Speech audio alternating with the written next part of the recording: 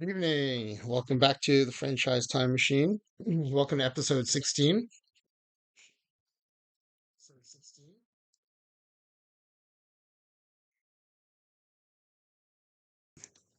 And in this episode, we will be forming a roster consisting entirely of different versions of Edwin Jackson, Octavio Dotel, Todd Zeiles, and Matt Stairs from across their careers, bringing them into 2023 to play an entire season. So this idea was inspired by the chat in Paul Sporer's stream this morning when he was introducing the first tournament batch cards. And I believe it was an Octavio Dotel card. And the conversation turned to how many different teams um, Edwin Jackson had played for. And I think he mentioned that they had considered doing a set of cards as just Edwin Jacksons from all the different teams he played for. Um, and so that got me thinking. I knew he had played for, I think it was 14 teams. So you could easily fill a pitching rotation or pitching staff in a 26-man roster. You know, it's modern era, usually 12 pitchers, 14 batters. So you'd actually have a couple of Edwin Jacksons left over. Um, and then I started wondering, well, who would the pitchers be? And then RhodeSoda in the chat waited with Matt Stairs, and I did look him up, um, and he, from the batter side, he has one of the highest franchise counts in baseball history. And then I started thinking about, well, we can't. I mean, we technically you can in the base game you can do anything. So if you've only been playing perfect team, you may be used to only being able to play cards in the positions that they're qualified for.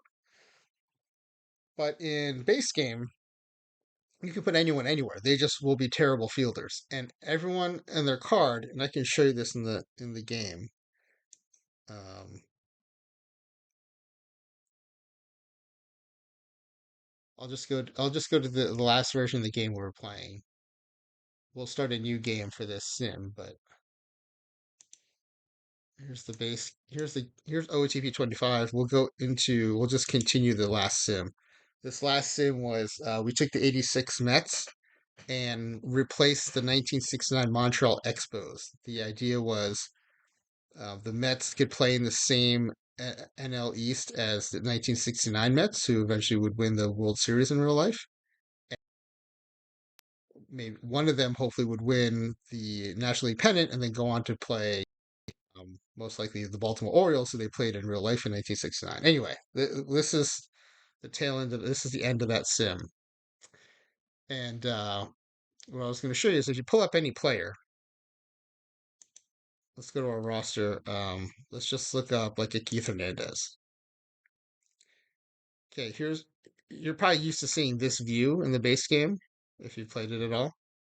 All right, if you go into and here are his fielding ratings, right? His first base rating, this first base rating is calculated based on things like his infield range, his infield error, his infield arm. To a lesser extent, turn double play. Turn double play is more for middle infielders, but you get a better sense of this if you go into editor. And this first screen is just kind of biographical information. Also, the injury part is pretty important.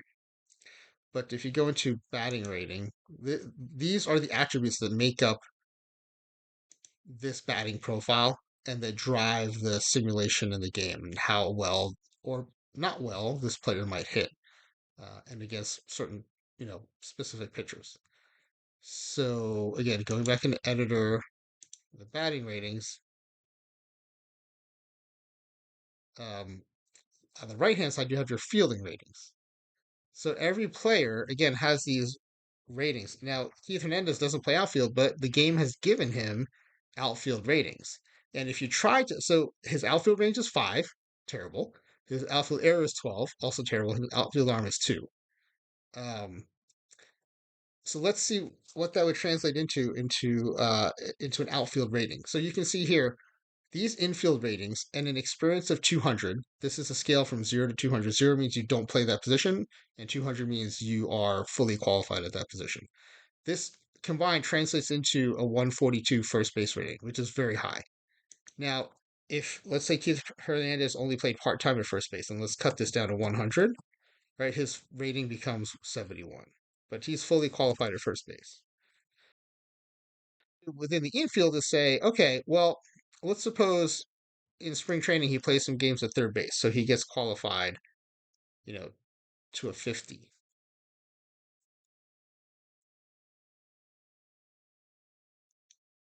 Wow, I haven't seen this before. I guess because is 50 too low? I've never seen. I've always seen the numbers change, but for some reason it's not changing here. Let's try second base. Oh, this is weird. I've never seen this before. Normally, when you do that, his ratings would go up in that position, but they would stay pretty low just because um, the experience level is low. And also, if you 99 might be a decent range for a first baseman, but it's not going to be a very good range for like a middle infielder. So we're gonna have to find another player because in the past when I've done this, the numbers have always gone above 0 to have at least some rating in the field. So, he has these terrible outfield ratings. Let's just see if we give him fully qualified in left field. Okay, because these ratings are so low, even if he plays a whole season and fully trains in left field, his left field rating will be a 1. Um,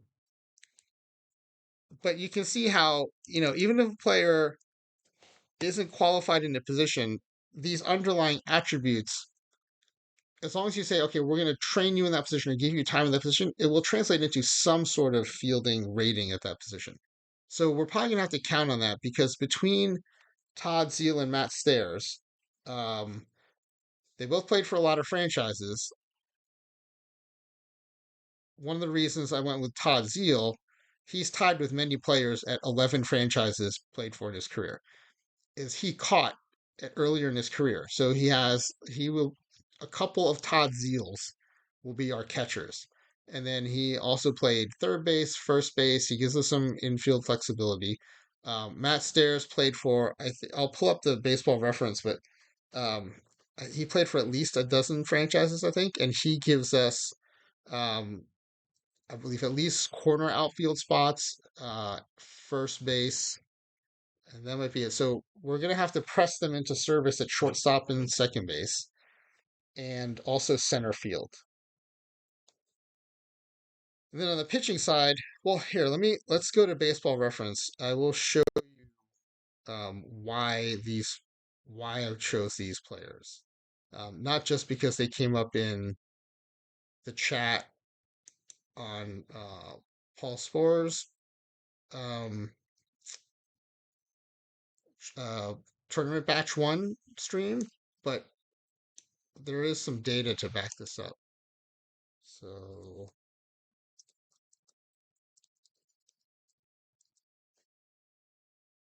So basically, I did a Google search for Major League Baseball most franchises played for, and it took me to this baseball reference page that I will share with you shortly.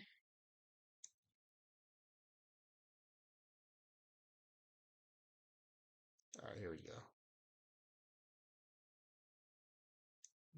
Let me get it up here first, and then I'll resize it, and then I'll share it.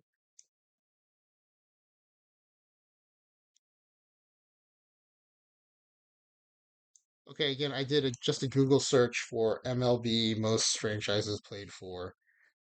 Um, it could just be that I'm bad at navigating within baseball reference, but I've found that it's much easier to pop out of baseball reference, search in Google, and then choose the baseball reference link to find some of these more esoteric searches. So here's the list. Edwin Jackson is at the top of the list with 14 franchises played for. Octavio Dotel is tied with 13, along with Rich Hill and Roosevelt Davis. Now, a lot of these players on this list You'll see they played for multiple leagues, even like Roosevelt Davis, 4 leagues, um, Mac Eggleston, 5 leagues. So if you click through on a lot of these players, you look at the eras they played in, 1920 to 1934. Right, what you'll find is when you scroll down to their stats, is that they were playing in the Negro Leagues. Now, I'd be more than happy to have them on this team representing the Negro Leagues and also that era of baseball, the pre World War II era. But as we've discovered in previous streams and previous sims, it's very challenging to import some of the Negro League data and have it work in the game with the stats you would want and would expect without a lot of editing and correcting.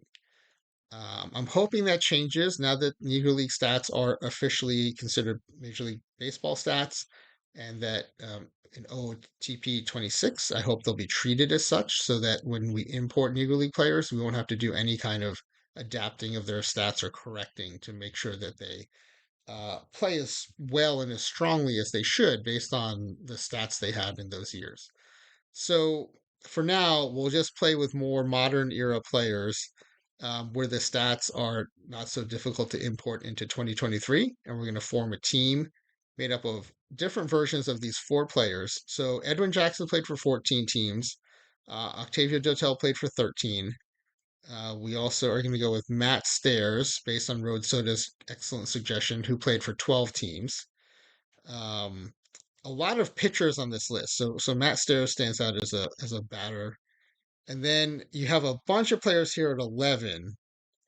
And initially I was going to go with Royce Clayton, but he mostly just played shortstop.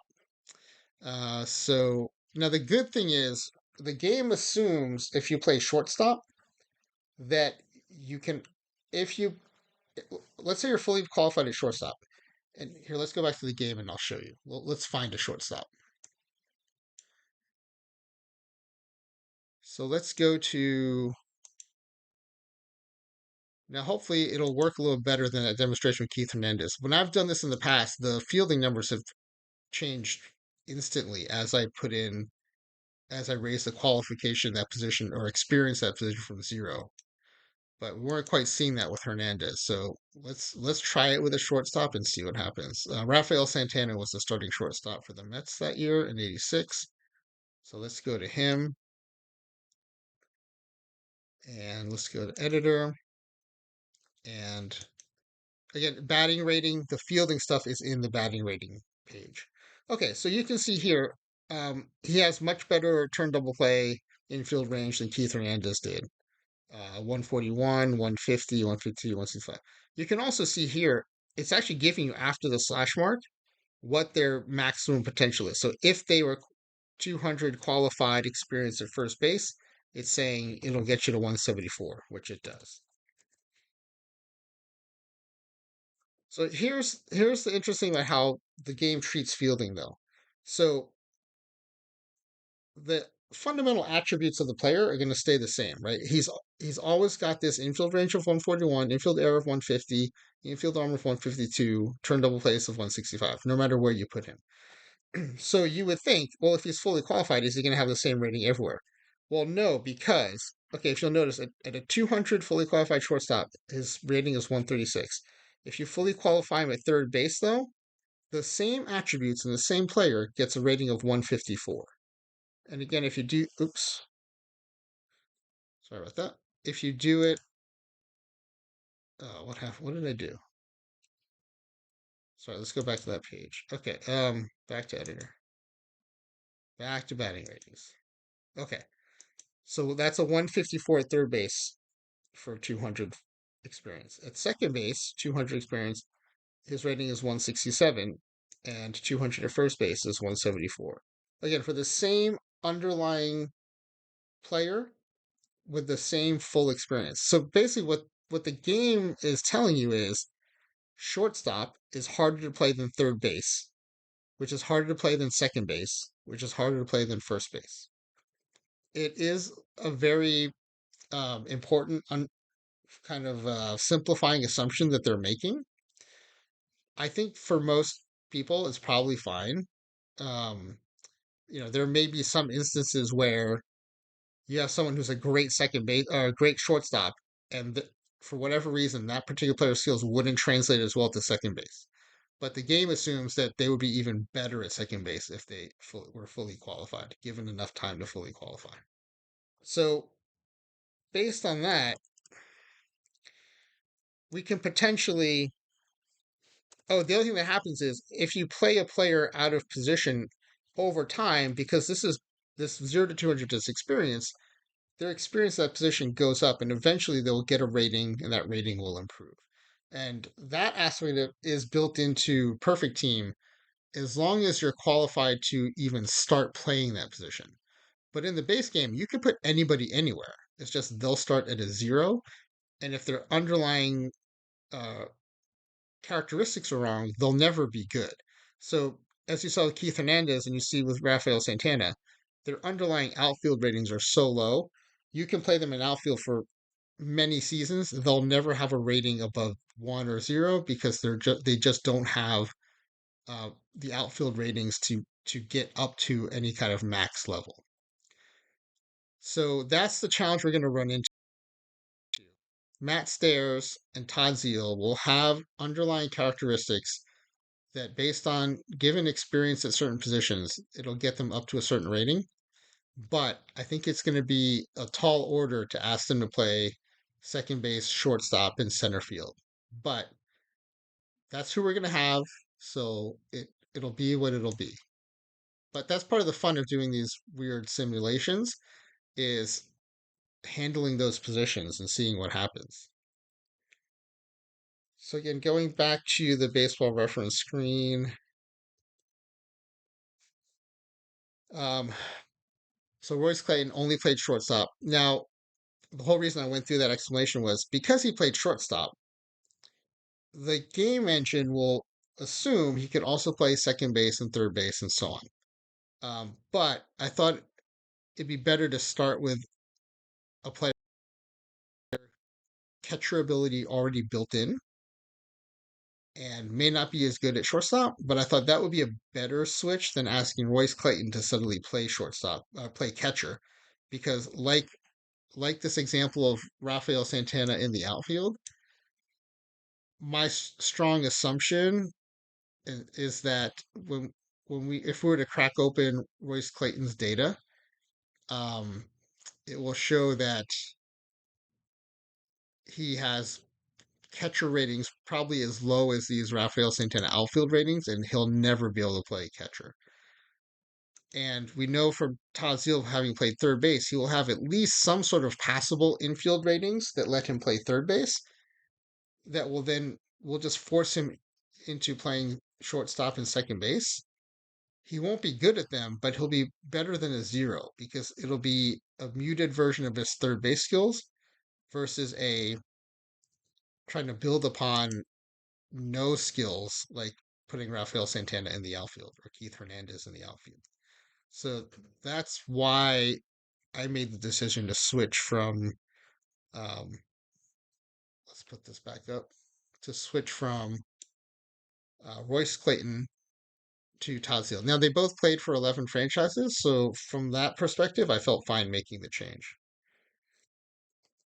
So the other thing I'll show you is how to bring these different versions of the players into the current day. And here's Todd Zeiles, 11 franchises. Um, Previously, like when we assembled the all rookie team from across baseball history, or when we brought the 1986 Mets into 1969 most recently, um, I showed you how to do a text file where you enter in all the different player IDs and the year of the season you want for that player and the destination where basically the team you want them to go into. Um, Let me show you what that looks like as a reminder.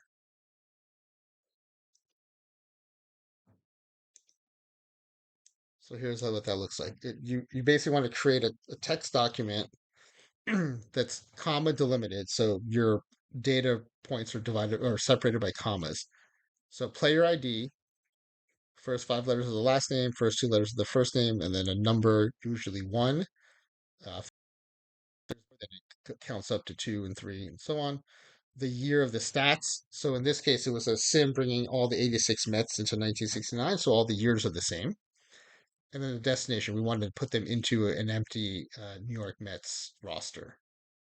And so what this will look like for this sim is going to be, it would look like, Zeile TO, probably 01, and then the various years we're going to want to pull, but there'll be several of those, but each with a different year because we're going to pull several versions of Todd Zeiles. The reason I'm not going to do that for this sim is because I don't want to have to unpack once we bring in.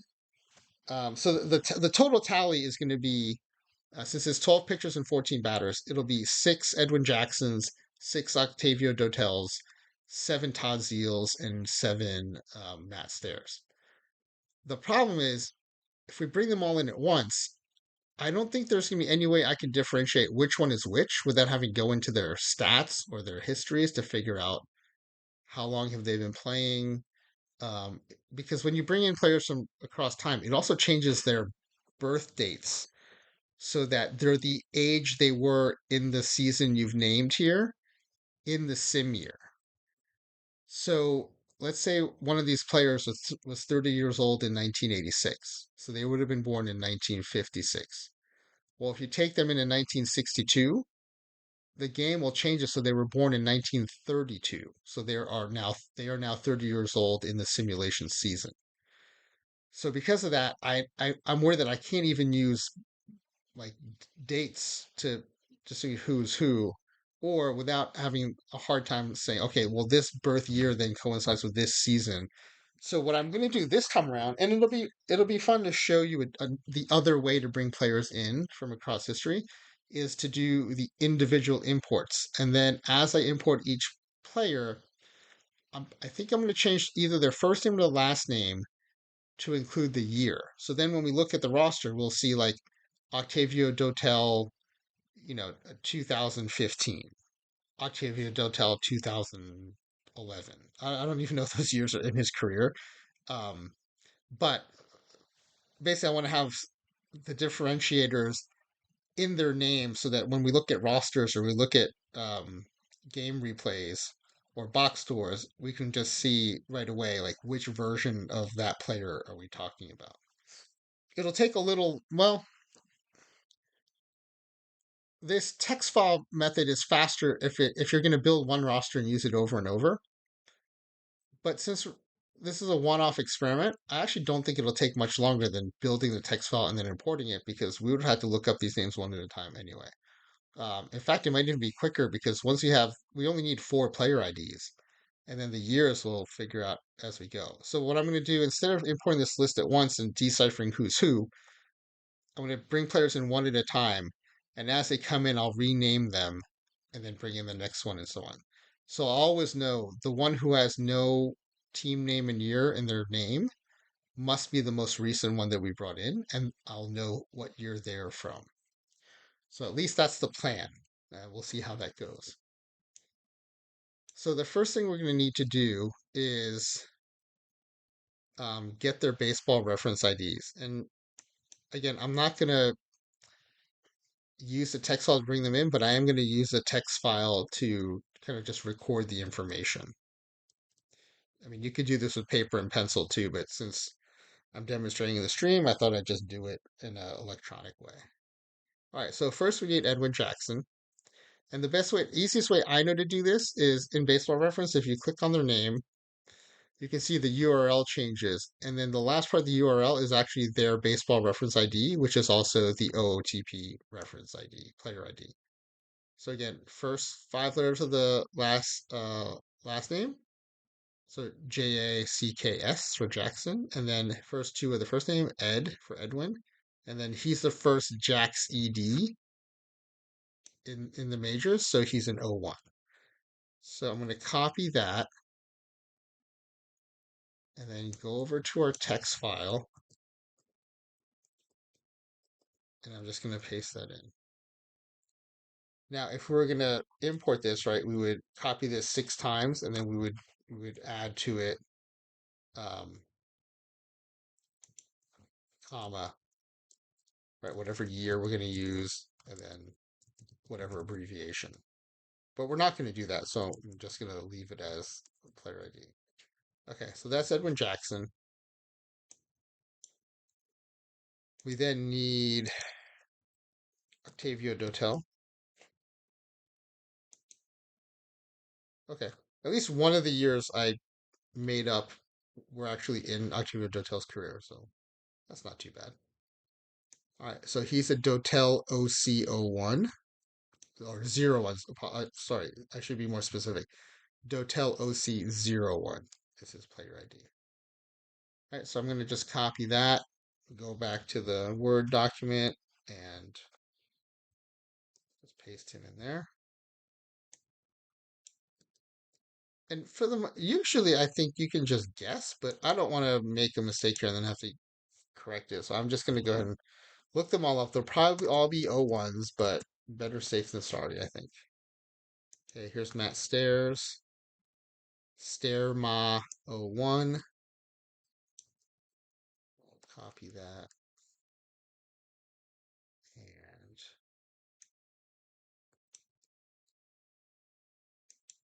paste it into the Word doc again. Or not, it's not a Word doc, it's a text doc. I think OOTP wants a TXT file, not a DOC file. All right, and then we'll go back to Baseball Reference for our last player, who is Todd Zeiles.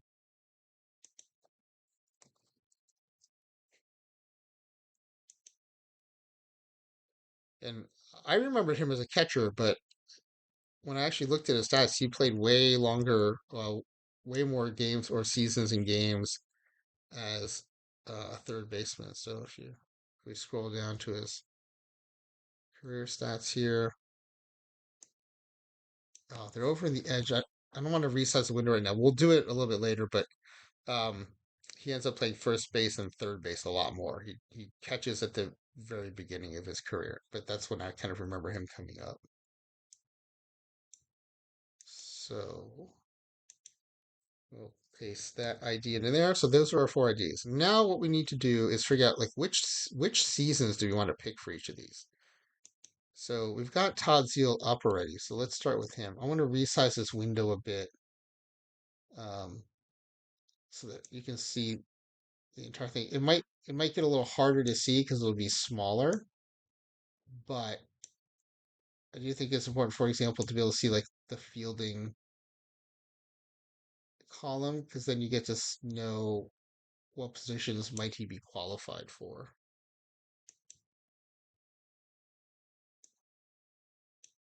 Okay, so for Todd, I do think this 1990 season was one we definitely want to grab. He won the Rookie of the Year. He has, if you look at the second last column, or no, he didn't win the Rookie. He was sixth in Rookie of the Year voting, well, which still reflects a very solid rookie season. Um, he's qualified for multiple positions, including catcher, first base. So if you look at this second to last column, I'll show you what I'm looking at. Right, it's just the positions for from scorekeeping. Right, he played 2, which is catcher, 5, which is third base, 3, which is first base. I believe H stands for uh, pinch hitter, and I think D stands for designated hitter. And then 7, of course, would be left field if you keep going around the baseball field. So in this season, he was sixth in Rookie of the Year voting. He's qualified in 4 different positions, and um, hit 15 home runs, 731 OPS. I think this is a season we're definitely going to grab. So we're going to add the 1990 season to this list. So for Todd Zeiles, we want 1990.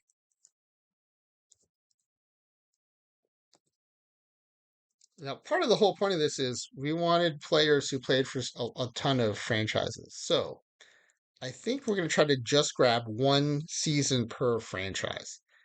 So if you look down across the rest of, and that was with St. Louis. So if you look across the rest of his St. Louis time, um, there were a couple of seasons where his OPS was higher, But I think this 1996 is the best blend of multiple positions. And I like that he finished sixth in the Rookie of the Year voting. So I feel good grabbing that one. And actually, because of the franchise thing, let's just note that he played with St. Louis that year.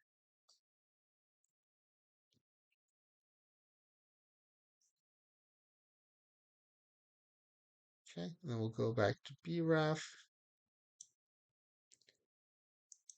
I don't know the most efficient way to do this, whether it's to just go straight down the list or um, jump around from franchise to franchise, but the next team he goes to is the Chicago Cubs.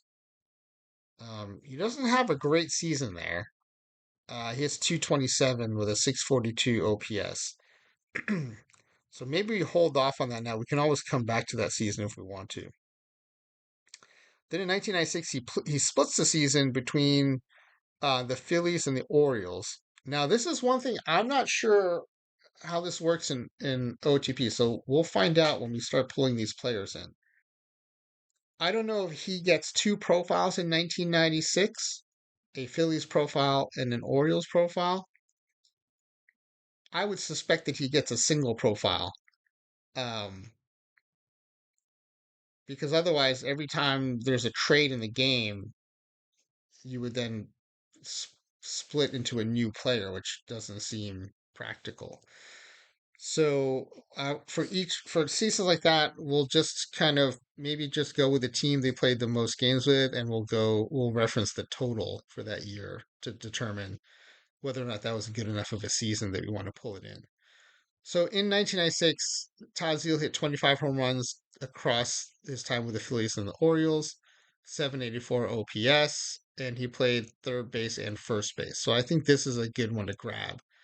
So I'll add 1996, and we're going to call him a Philly for that year because he played 134 games for Philadelphia. So we'll go back to our notepad.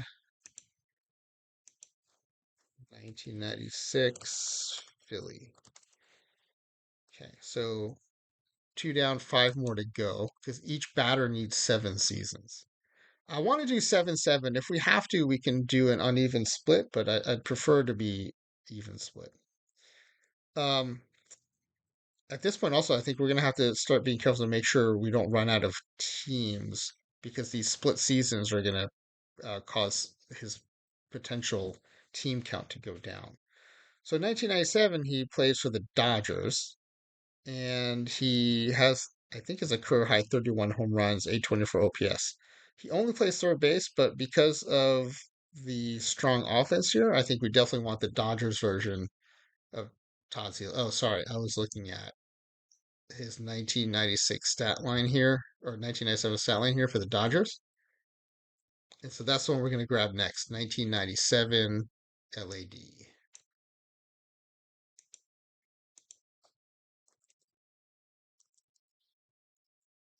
All right.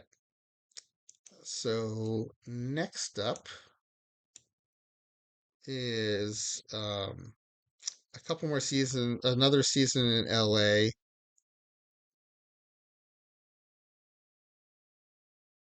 that he.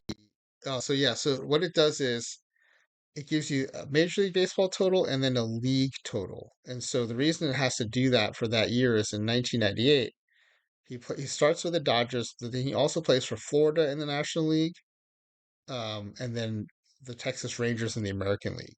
So 3 different teams, 2 different leagues. I think very appropriate for the project we're undertaking here. And I also kind of think just for that reason, I kind of want to grab this season because it really encapsulates how he bounced around franchises. But I think, and we would end up calling that his Florida season actually, because he played the most games with Florida. So maybe we grab that season and call it the Florida season. But I want to make sure we get this Texas season because he hits 24 home runs with an 842 OPS and he plays third base and first base. So we may come back to revisit 1998, but I definitely want 1999 and the Texas Rangers version of Todd Zeiles. And I had actually forgotten that he had played for Texas. um, But again, this is what makes these simulations fun. And this is the kind of thing I've been doing for years in OTP base game, and I'm just now learning how to share it on Twitch. And ultimately, I'll be posting all these on YouTube. The whole reason I'm doing Twitch is because someone mentioned that it was an easy way to generate videos of the game that I could then easily export to YouTube.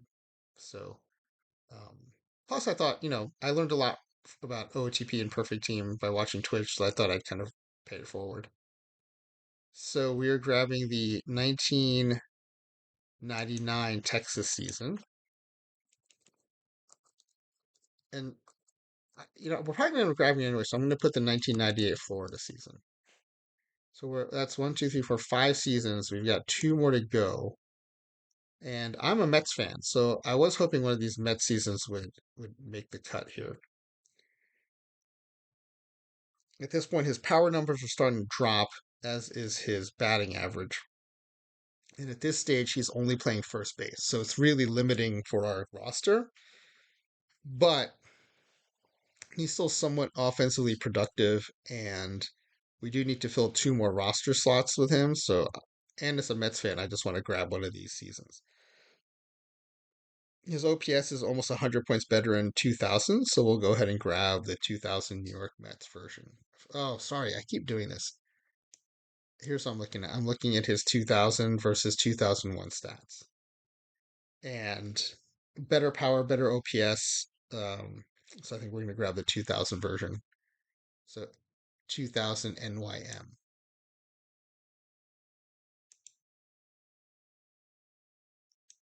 Let's do this.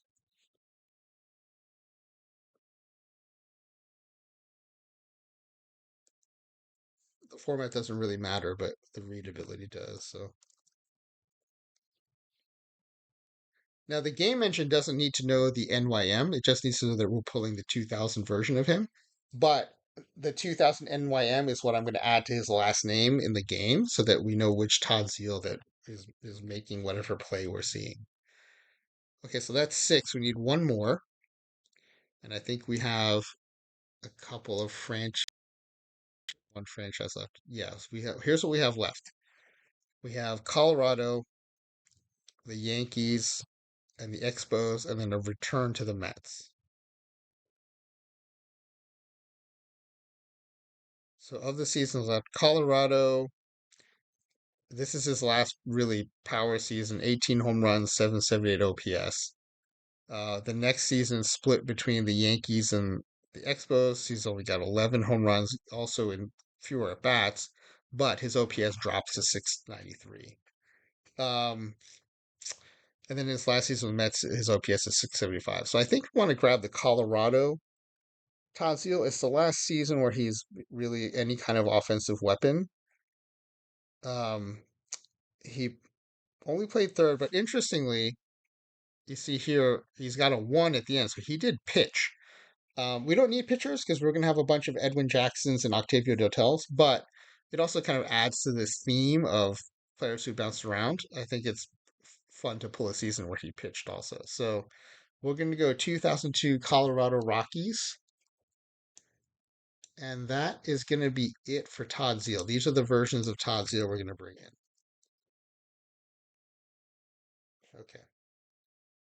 So now let's go to Matt Stairs.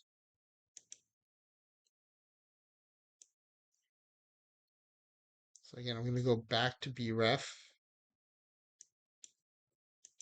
back to Matt Stairs, and his 11 franchises that he played for.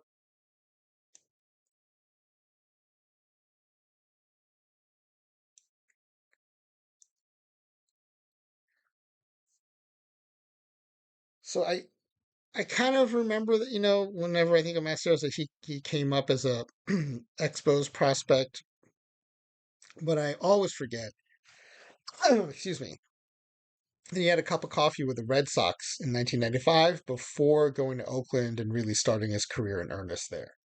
So, unless we really have to, I don't necessarily see us coming back to 1992 through 1993 versions of him.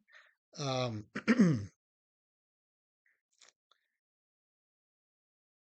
So let's start with Oakland. I think that's where a lot of people kind of remember him from.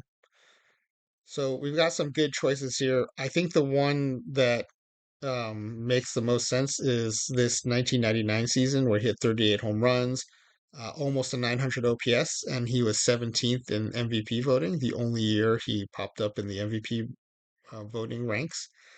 So let's start with the 1999 Oakland Matt Stairs.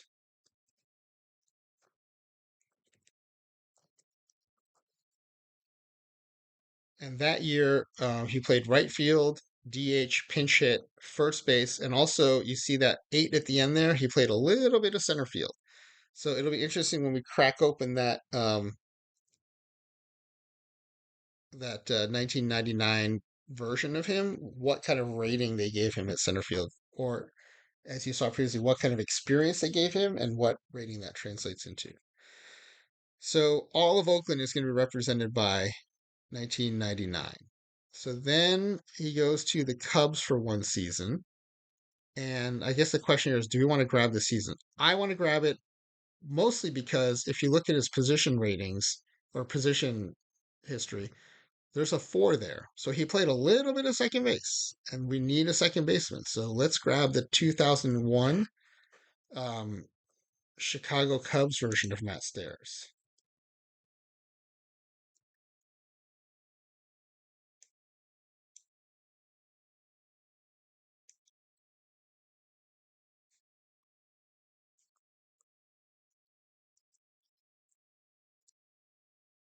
Okay. And we'll go back to baseball reference. We need five more versions of Matt Stairs. But the great thing is now we have picked up, sorry about that, we have picked up a little bit of center field and a little bit of second base, which are positions we were missing. So really the only place we're going to have to force someone to play that they haven't played is going to be shortstop.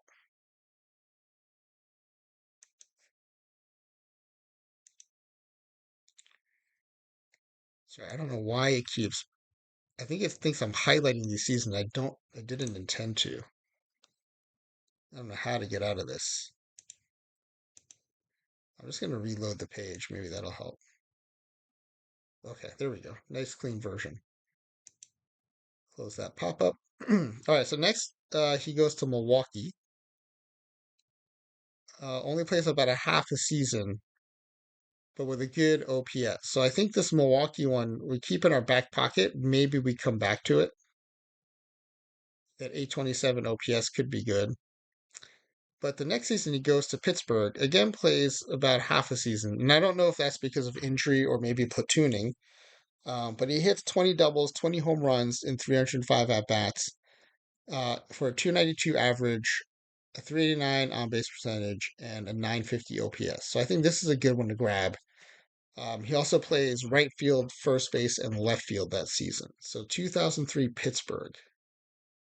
And frankly, I did not remember Matt Stairs being a Pittsburgh Pirate at all. So 2003 Pittsburgh. Okay. Then the Kansas City Royals years. I was hoping D Block might pop in before we got to this because I know he likes the Royals. He played there long enough that I think we definitely need to grab one of these seasons to represent him. Positionally, he plays first base, right field, and left field all those seasons except for 2006. So I think we want to maybe stick to 2004 and 5. And between those, actually across all three, his highest OPS is in 2005. Not the highest home run total, but highest OPS. So I think let's grab that one. 2005 Kansas City Royals.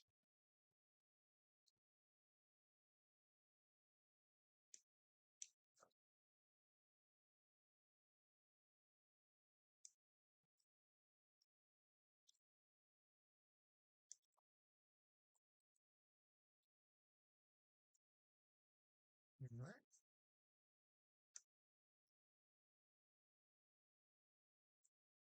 So after that, he goes to a lot of quick stops here. A season split between.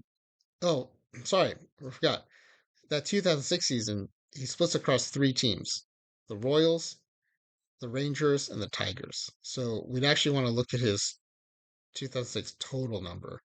That's still a 748 OPS, so we didn't grab that for Kansas City. And that's also the team he spent the most time with. So that year would have been credited to Kansas City anyway. So I think we need to look at other seasons. So Toronto's next. It's his last 20 home run season, and he actually tops 900 OPS again. So I think we want to definitely grab this 2007 917 OPS season.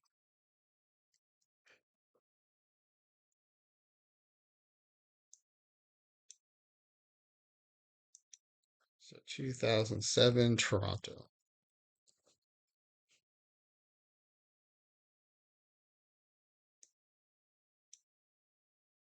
All right, so we've got that one. So we need two more seasons. And unless we want to bounce back up to the top early part of his career again, we're left to choose from the Phillies in 2008, 2009, the Padres in 2010, and the Nationals in 2011. The problem is his offense just really falls off a cliff um, after 2008. So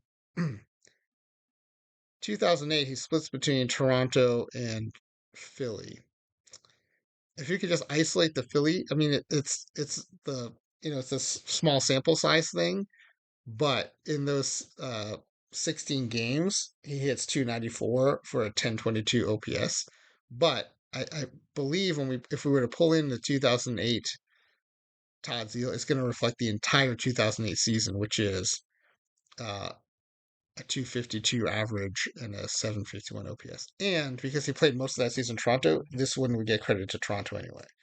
So if you want to go to Philly, then you end up pulling this season with a 735 OPS, a sub 200 batting average, and really no offense to speak of. Um, so because of that, I think we may want to skip ahead to this 2010 Padres season. He only hits 232, but at least the OPS is a 781. So I think, we're getting a little desperate here, but let's pull the 2010 Padres version.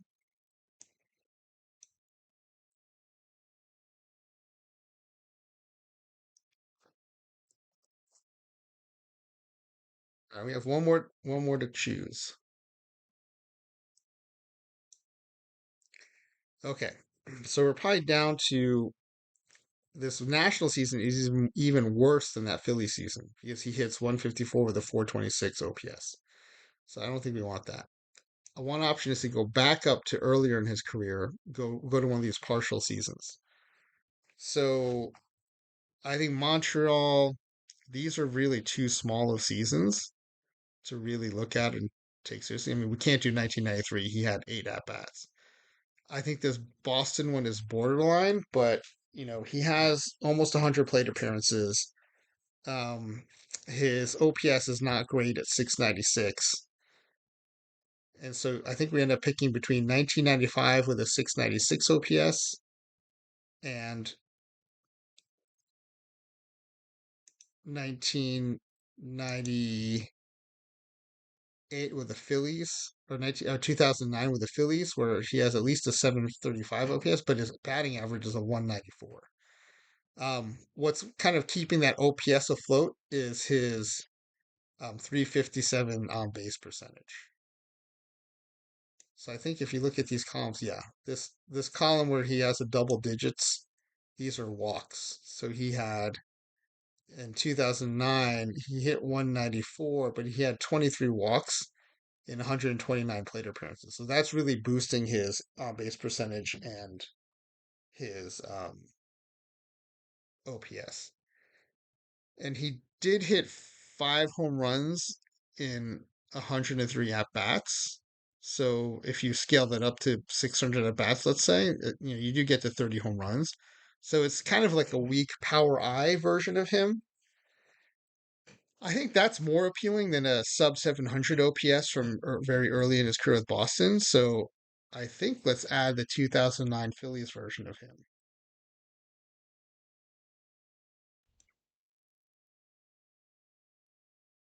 All right.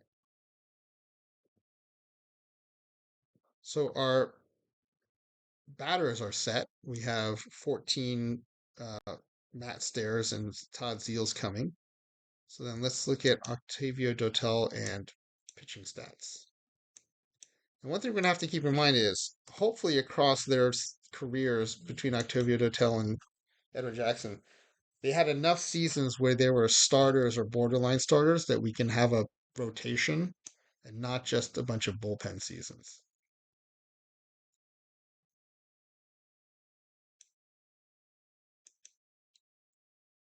All right, so here's Octavio Dotel's standard pitching stats.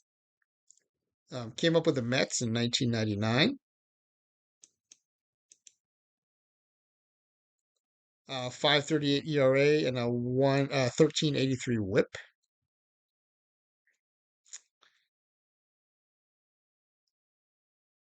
I do like here that he pitched 19 games and started 14 of them.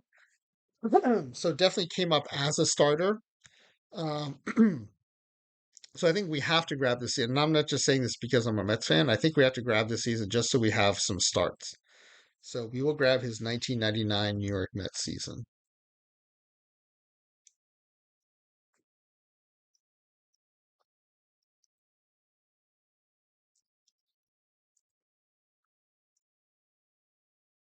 Okay.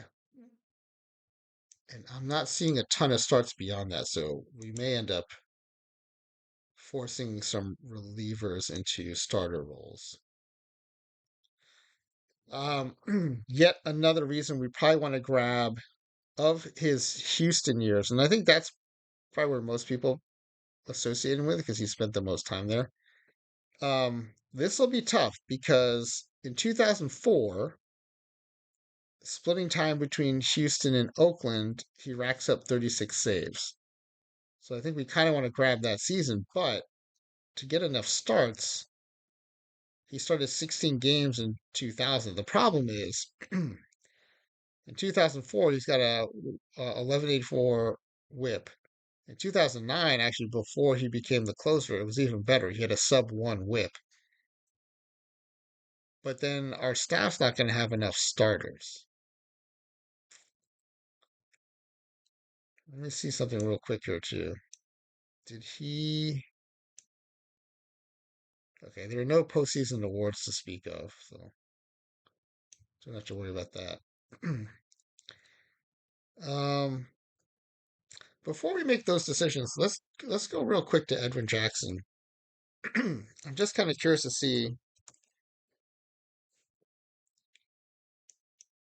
if he's got what kind of starter profile he might have. Okay, good. So we can get most of our starter seasons from Edwin Jackson, and we'll get most of our bullpen seasons from Octavio Dotel. That that lines up with how I remember them, but I just wanted to make sure before we jump into grabbing a lot of bullpen seasons for Dotel. The good thing is that frees us up now to take the better bullpen seasons for him and not have to worry about starting seasons.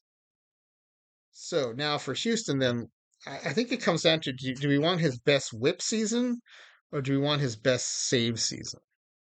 Um, I think another reason maybe to not take 2004 is because he split time between the two teams 14 saves with Houston, 22 saves with Oakland. The season will end up being attributed to Oakland, but he it was really a split season. If we grab the either 2002 or 2003 version of Dotel, we get a sub one whip. In fact, if we take the 2002 version, we get a sub point 0.9 whip. Um, and it's not a tiny numbers thing. He threw 97 innings that year. So I'm I'm going to go ahead and we're going to grab the 2002 Octavio Dotel. He wasn't the closer. He did pick up 6 saves, but what I really like is that um, a really strong .873 whip. So we're going to go 2002 Octavio Dotel from Houston.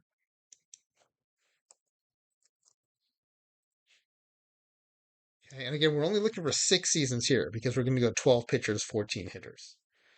All right, so then that leaves us one full season at Oakland where his stat lines are not as good. 7 saves, uh, 3.52 ERA, which isn't terrible, but his WHIP goes up to 1.370. So let's put a pin in Oakland for now. Let's see if we can find some better seasons for Dotel. Um, has a cup of coffee with New York, and then in 2007 splits time between Kansas City and Atlanta, mostly Kansas City. Unfortunately, his blended season is a 1.337 WHIP. Um, his WHIP was below .8 in Atlanta, but it was very small sample. Really go with that. And I don't think we want this Kansas City version of him. So then that brings us to the White Sox in 2008, 2009. Um, Again, he's not closing. He's only got one save. There is a decent 1.209 whip year in there. So I think, given what we have left, let's take it for now, and we can always drop it if we find 4 more better seasons. But I think for now, let's grab 2008 White Sox.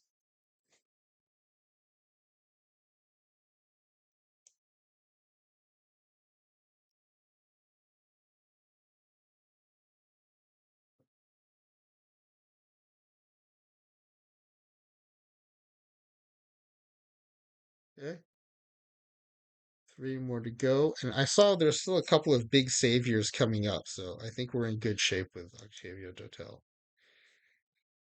So he leaves the White Sox in 2010. He splits time between 3 teams, which is par for the course for these guys. Um, Pittsburgh, the Dodgers, and Colorado. Most of that time is in Pittsburgh, where he picks up 21 of his 22 saves for the season. His WHIP is 1.3, but it does seem like he got the job done with 21 saves. I don't know how many saves he blew, though. But he appeared in 68 games, 64 innings. So I think let's grab this 2010 version and we'll call it the Pittsburgh version.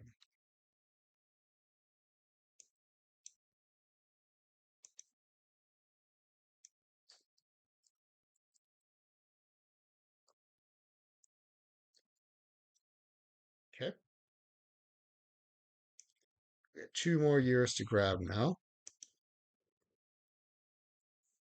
All right. So then after that Pittsburgh Dodgers Colorado year, he goes to Toronto, where he is not closing, but he pitches in 36 games with a 1.091 WHIP. So his statistically, he kind of has a bounce back year here. So let's grab the 2000. Oh wait, you know what? He also split time with St. Louis that year. Sorry about that. I missed that. So the St. Louis year is actually what helps bring his total below 1. He has a .851 WHIP there. Also in under 30 innings, but combined it's 54 innings of less than 1 WHIP, and so we'll grab that 2011 year, and Toronto just edges out St. Louis. We'll call it a Toronto season.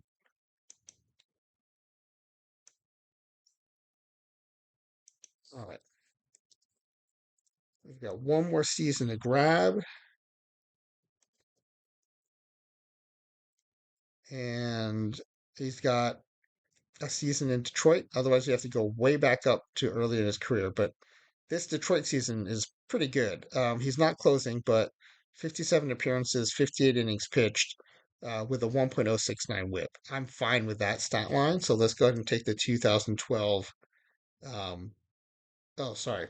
Yeah, I keep forgetting sometimes to switch back this. This is the stat line I was looking at. 2012.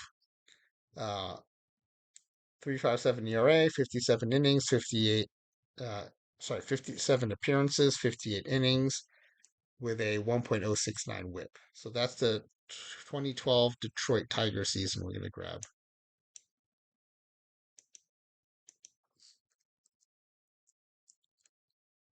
All right, now we're up to the person who actually started this whole conversation that sparked this idea.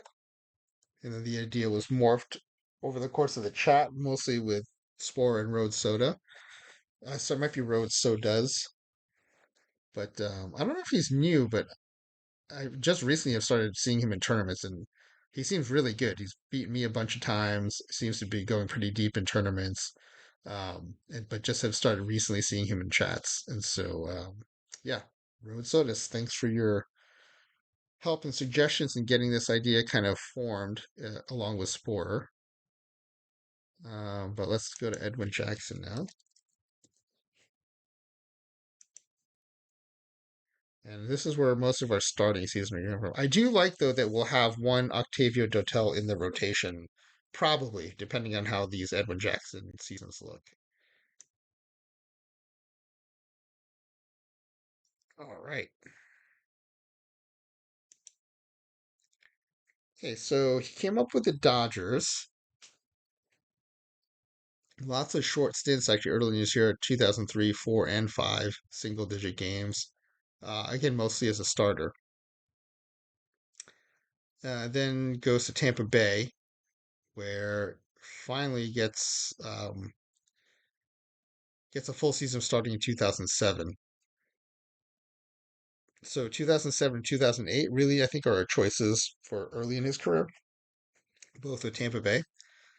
Um, his whip is above 1.5 in both seasons, 1.758 in 2007. But he does manage to go 14 and 11 in 2008. So even though his whip is above 1.5, I think let's go and take this winning season. Um, so we will call this the 2007 or sorry, 2008 Tampa Bay Rays season.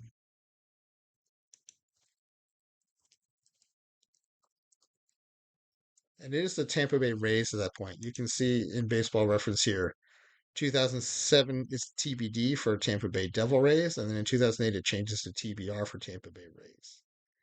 Okay, then in 2009, he has one season with the Tigers. He is an all-star. He goes 13 and 9, 3.62 ERA, and that whip comes down significantly to 1.262. So I think even though it's just one season, we got to grab this one. And I'm sure Sporer will be pleased that it's his Detroit Tigers providing the 2009 Edwin Jackson.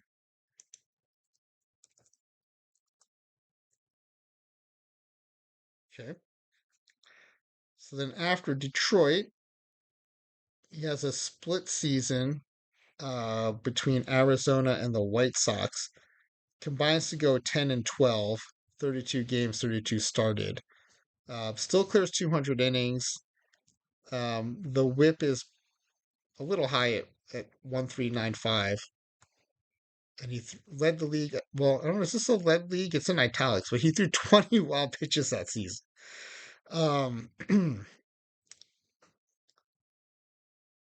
So, he doesn't have a ton of double digit win seasons. And I do think it'd be fun to kind of play the 20 wild pitch Edwin Jackson. So I'm going to grab it for now. We can always dump it later if there are some better, more interesting seasons later on. But for now, oh man, I keep forgetting to switch this back. I'm sorry about that.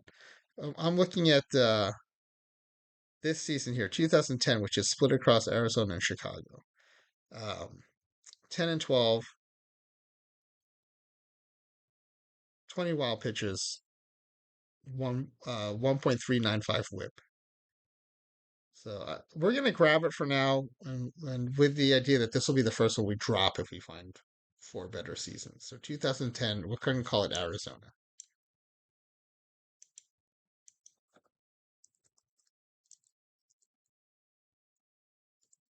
Okay. Before I forget, let me put BREF back up here.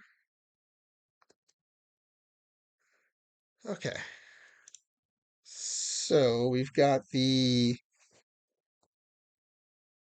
2010 season. Now, 2011, he has yet another split season between the White Sox and the Cardinals. but combined he goes 12-9 with a sub 4 ERA and barely sub 1.5 WHIP. And I guess we're just gonna have to get used to having a high WHIP with this guy. This is one of his better seasons, even though it's a split season. I think the strength of it comes from his time with the Cardinals because he's 7-7 with the White Sox, but goes 5-2 with the Cardinals.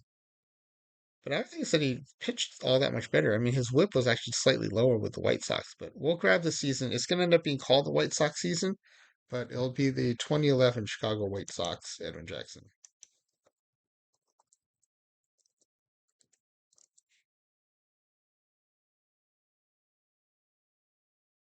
All right, so you'll see I just added it there, 2011 Chicago White Sox. Okay. So then the next season, he's with the Nationals and goes 10-11. Um, the WHIP actually comes down to 1.218, and it's the last season he has double-digit wins. So I think we need to grab this season. 2012 Nationals.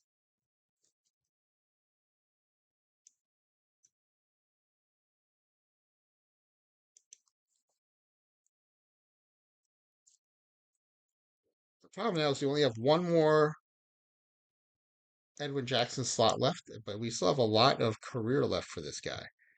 So in 2013, he goes to the Chicago Cubs, loses a league leading 18 games. That alone makes you want to grab this version of him, but we'll have to see.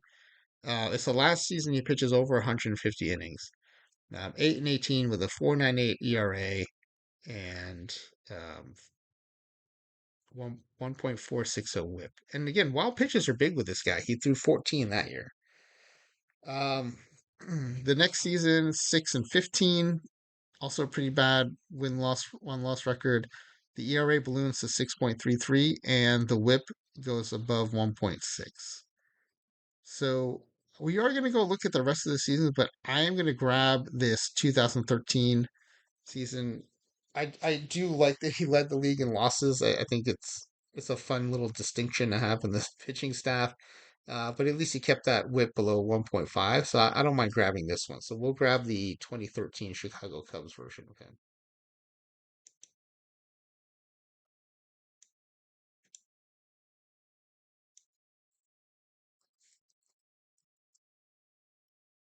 All right. So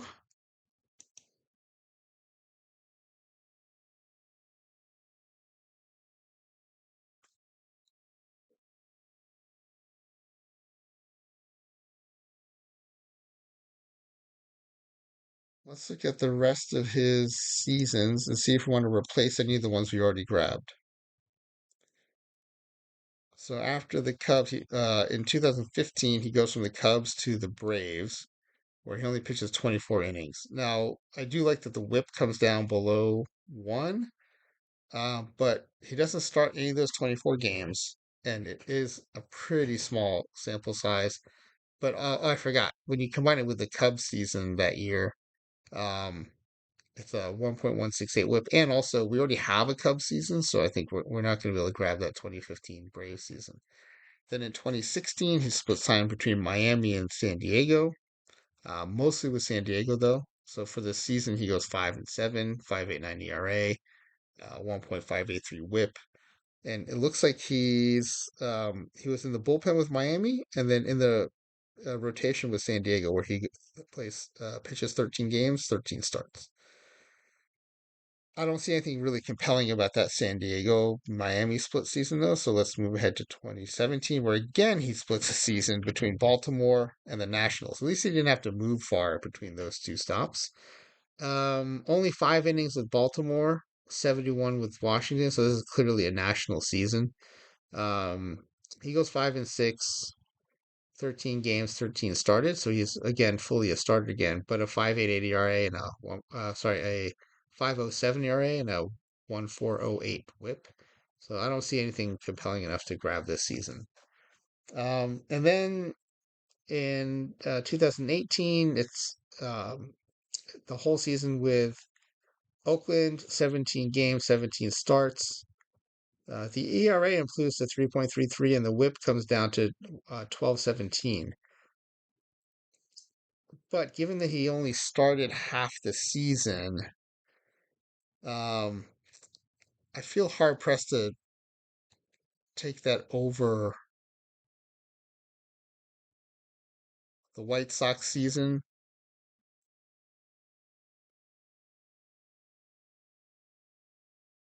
Which White Sox season we grab again? We grabbed the 2011 White Sox season. So 19 games. So more starts. I mean, he actually pitches better than that 2011 season. So really what I'm doing is I'm comparing this 2011 season. 7-7, 9. Oh, sorry, I should look at the total. 12-9. Oh yeah, when you look at the total, like, we got to keep this 2011 season. 12-9, sub 4 ERA. Yeah, we're not replacing that. So then the other candidate for replacing would be the 2012 national season. But it's his last double digit win season. He's just above 4 ERA and he's got a 1.2 whip. So I think that I'd like to keep that season. So I don't know that we're gonna do anything with this national season or this Oakland season. If we were looking for a seventh season, I would have taken this Oakland season, but we're not, so I think it's fine. And then by the time he ends his career in Toronto and Detroit, again splitting another season, we're talking double digit ERA at this point. In Toronto, the total's a 9.58 with a over 2 whips, so we're not even gonna look at that. So I think we have our seasons for each of our players. So this is what we're gonna run with. Now again, if I were to if I were to do this as um, a text file with the entire roster on it, the main issue is that we don't have an opportunity to put in like which team or year the player is in the player that gets pulled into the game. So we need to identify it on the import list, right? Like what year we're pulling. But when it gets dumped into the team's roster in 2023, they're all going to look the same. And so I'd rather take the time to import them one at a time and then make note of add this information, the year and the team to their name in the game so that anytime they do anything, we can see which version we're talking about. I think that's the way we're going to go. All right, so now that we have this information,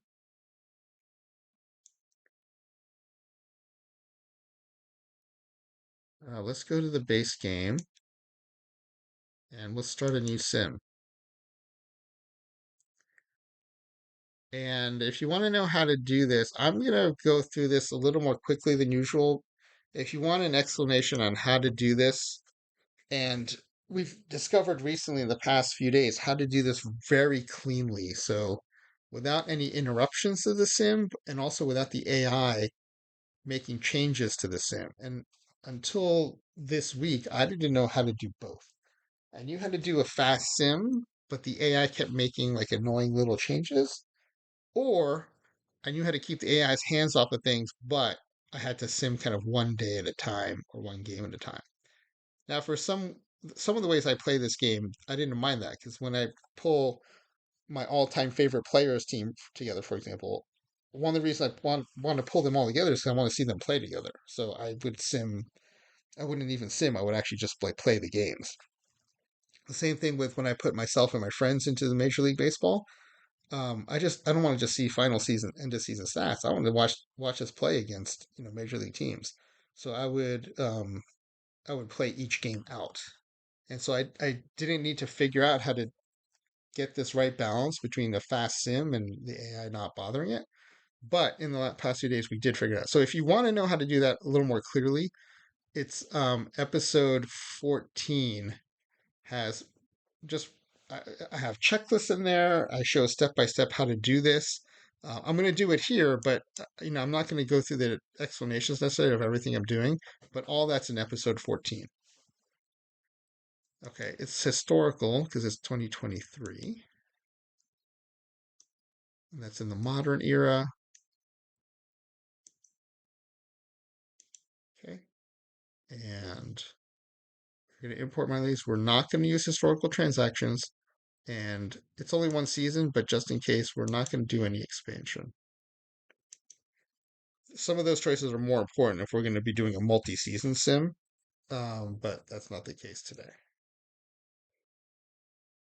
And some of these, if the 1 year sim is intriguing, I may go on to do multiple seasons, but the rosters, the way we're going to do this, it's only set up to really do one season at a time.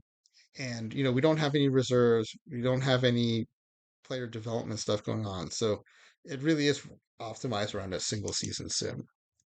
So this is going to be, um, I think this is basically experiment two. And this is, I'll just call it, let's just make an acronym with all their last names. So it's Jackson, Dotel, Zeile, Dotel, Zeile, and Stairs.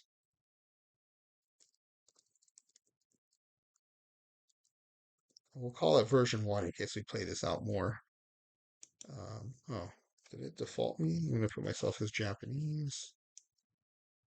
Okay, and we're going to commissioner mode cannot be fired. Oh, sorry, I did all that without the game. I keep doing this. I apologize. I should put the game screen on. My bad.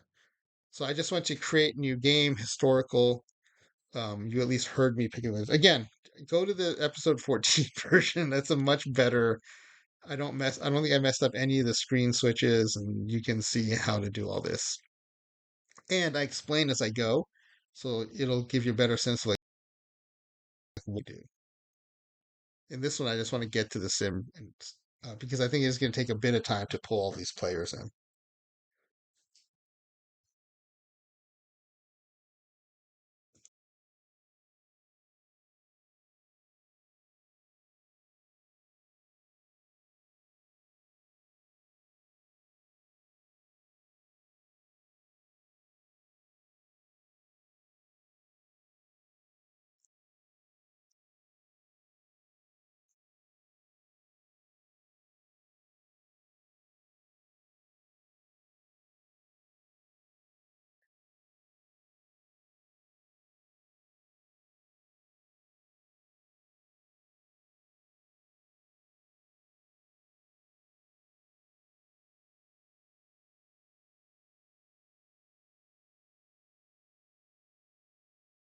It's also a very strange night of out of the park baseball streaming.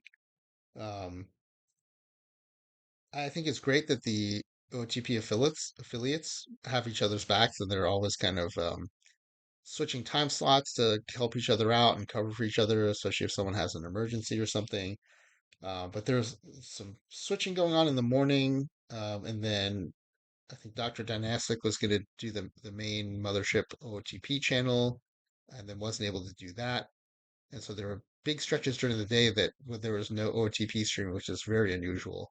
And then later in the evening, Rich came on the OTP channel to rip packs, which was unexpected.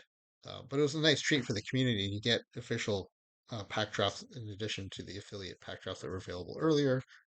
And then there was no one. Well, I think Cheeky might have been streaming OTP, but Rich didn't raid into anybody. So then it seemed like maybe everyone just kind of scattered. And then normally by the time I come on, Ezra Denny or some other folks might be streaming, and so I try to not step on their toes. And then sometimes they're very generous and will stream into here, but there's like nothing going on really after Rich went offline. And so even now, I think I'm the only one streaming OTP right now. So um, Yeah, it's just been kind of an odd streaming day. I mean, the good thing is because Rich came on late, everyone I think was still able to get their affiliate and official pack drops, but it was just like an odd night. Hey, go Canucks! Welcome to the chat. Welcome to the stream. So yeah, you agree. It is a quiet night on Twitch. What we're doing tonight is the idea came from the chat in the Sporer stream this morning where it was introducing. Oh, you've been lurking. Um, so you know the backstory then? This came from uh, a chat during Sporer's tournament batch one stream where we started talking about like players who've played for a ton of franchise and what it would look like if we made a team out of initially just a couple of them. I think I like that we landed on these four. I think the roster will be a little more realistic in that I think the only position where people will be playing out of place where they never played in their careers will be shortstop. Um, there have been bits and pieces where each player has at least played one game at second base or center field, so those positions are covered. And Todd Zeiles actually came up as a catcher, so that's actually legit. And my game just crashed. So apologies. Let me fire that back up.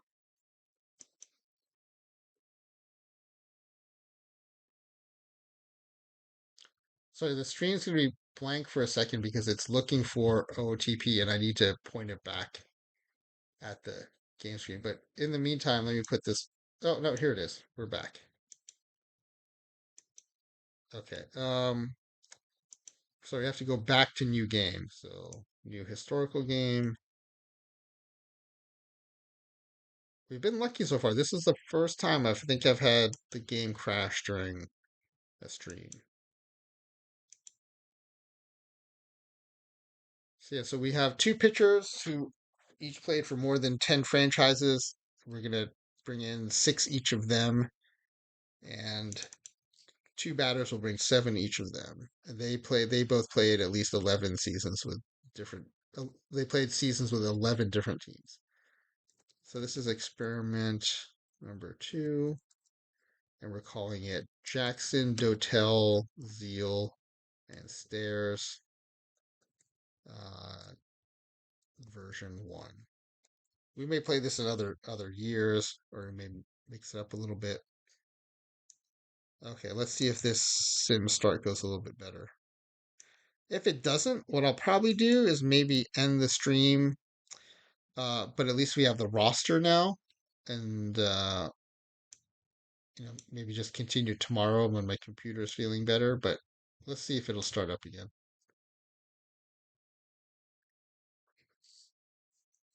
Yeah, go Canucks. We haven't chatted in a while. How is Perfect Team going for you?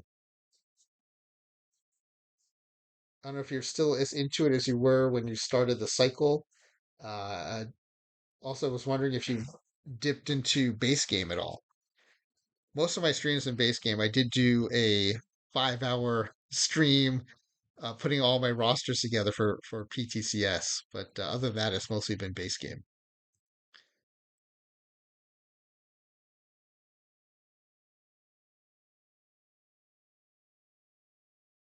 So you see here, I don't know if you can see the fine print. It's loading up the minor league database. For some of these sims, I used to not include the minor league database to save time, but the experience we had with the all-time rookie seasons in 2023 with the Negro League players, actually allow their data sitting in the minor league databases. I've been including it in all the sims. But I think if you're not planning to do anything with the Negro Leagues or with any minor leaguers, you can probably save some time and space by unchecking that. But if you're going to do like a long-term multi-season sim, I think you have to bring in the minors because that's where all the players that are kind of the future of your save are living right now. So Go Connect says perfect team is going well. Took a break for a week while traveling, but back into it now.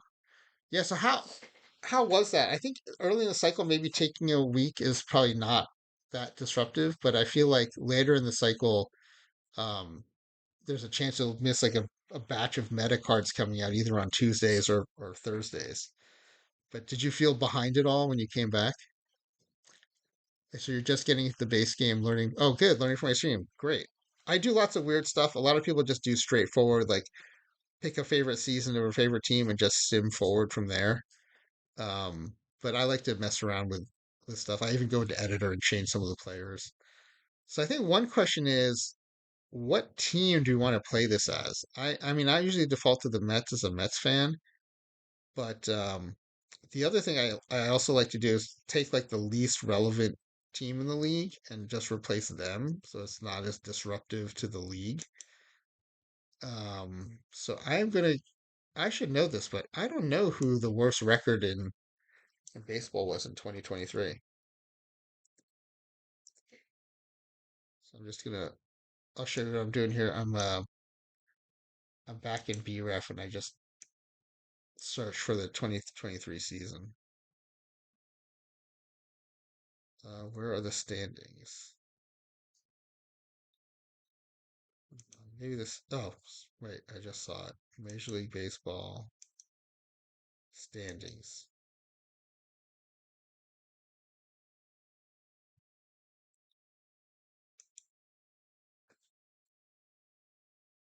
Right, so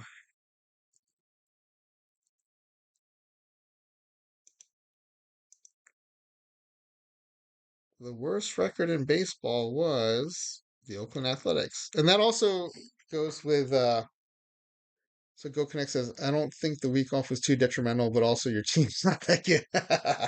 The other thing you missed with that week off is you probably didn't get your drops that week, and so that's a bunch of packs that could have helped your team too. So, but now that you're back, I wish you luck continuing your progression. It sounded like you were learning the game quickly and picking up some steam. You managed not to get relegated while you're away. That's good. That's definitely a win for you. So this also goes back to when we did the all rookie team. The Nolan Network podcast had a great suggestion that we replace the Oakland Athletics because of all the kind of turmoil they're in, and they're trying to leave Oakland anyway. So we just had them leave the league entirely. So I think that's what we're going to do. 2023 Sims, I think let's just keep replacing the Oakland Athletics. As a rule of thumb, I like that. So we're going to replace the Athletics.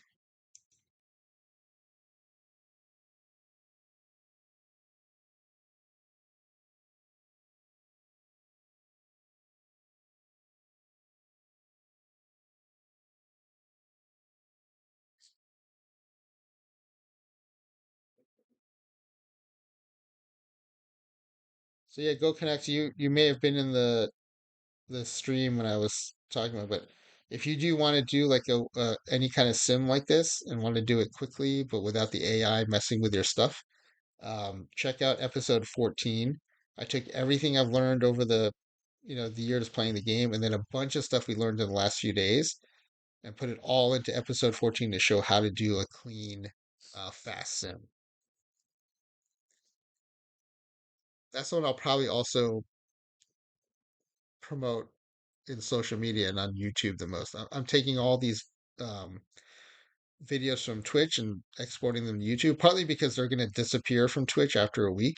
So I'm going to kind of store them all and share them from YouTube. But that episode 14, I think, is the one that I'm going to share the most because it's just a great way to learn how to do these sims, quickly and easily. All right, so here we are. Let's just go ahead and change the team name and stuff first. So within Edit League structure, we're going to find those Oakland Athletics and we'll change them to the franchise time machine. In this case, it's less important that we change the three-letter designation because we're not using the text file to do a mass import, but I'm still going to rename it franchise time machine just to avoid any confusion. So on the screens, it comes up as those letters.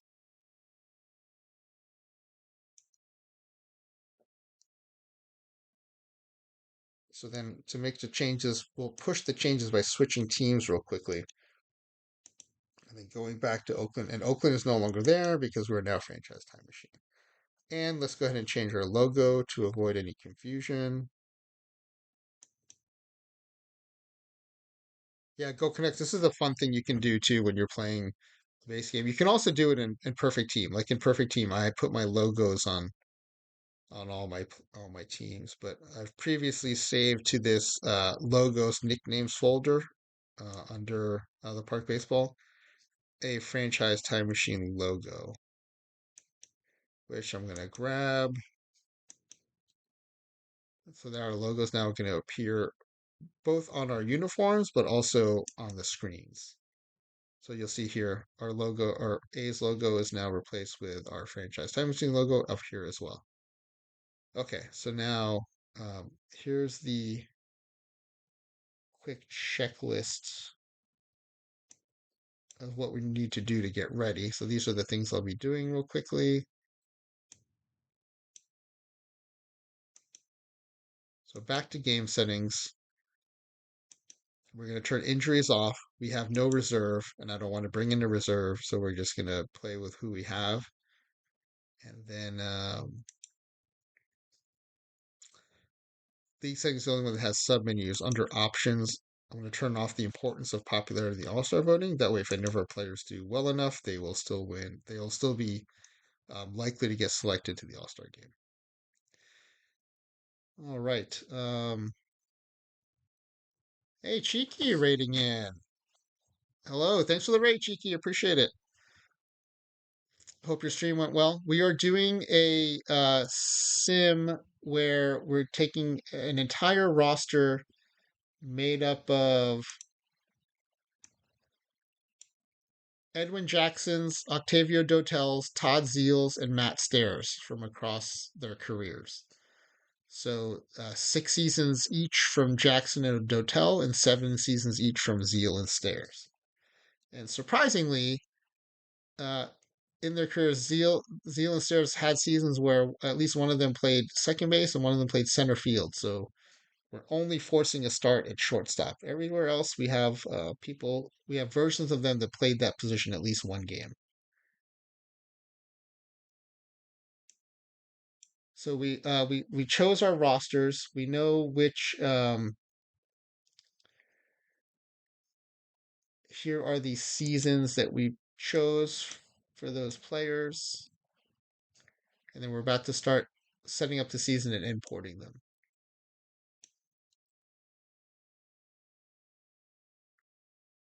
All right, injuries are off. All right, good night. Get some sleep. Okay, and then the other thing we need to do is we don't want the sim to stop every time there's a personal email message or a trade request. So we're going to turn all those off. I'm going to streamline my mailbox. And for those of you rating it, if any of you want to learn how to do this, I'm kind of skipping through it pretty quickly now, but a couple of episodes ago, episode 14 has everything I've learned over the years doing this and a ton of stuff we learned in the last few days on how to do this quickly and cleanly without the AI messing up your stuff. So check out episode 14 if you want to know how to do these season sims or multi-season sims quickly and cleanly. All right, I think we're ready now to clear out the roster.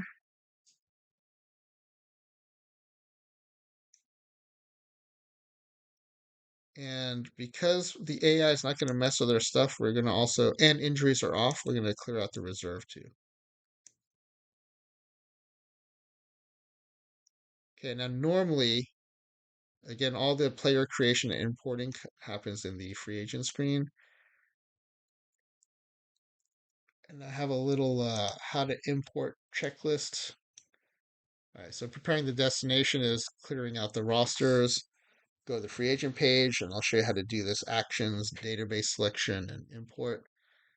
But instead of that, feeding in a text file with 26 names and years on it, we're going to go one at a time so that I can change their names to keep them all straight. All right, so you go to import historical players, choose the database. And this is where we enter in the text file. That's the easiest way to, especially if you're going to do it multiple times. But because we need to rename our players so I know what year they're from during the game, we're going to go one at a time. And to do that, I just need to have this available. So the only information I need to tell the computer or tell the game is this player ID and the year. The team ID is more for me, for my benefit when I rename the players to kind of keep them all straight. Okay, so our first one is Edwin Jackson, which is Jax ED01. And the first year we're going to pull is his. Um, hold on, I need to blow this up a little bit so I can see it better. There we go. His 2008 Tampa Bay Rays season.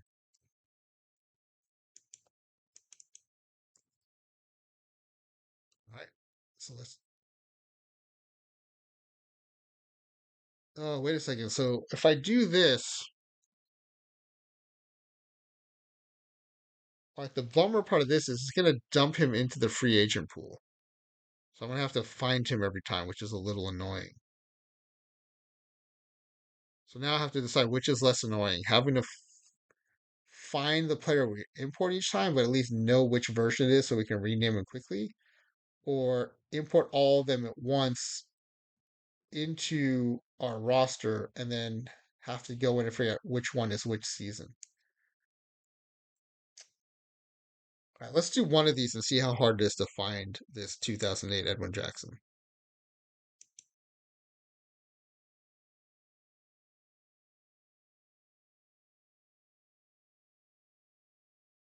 Oh, I didn't realize it's going to take, it seems like it's going to take almost as much time to import one player as it does to do the 26. So now I'm leaning towards creating a text file and having all 26 in there. Oh, okay. It was faster than. Okay, but now I have to find Jackson.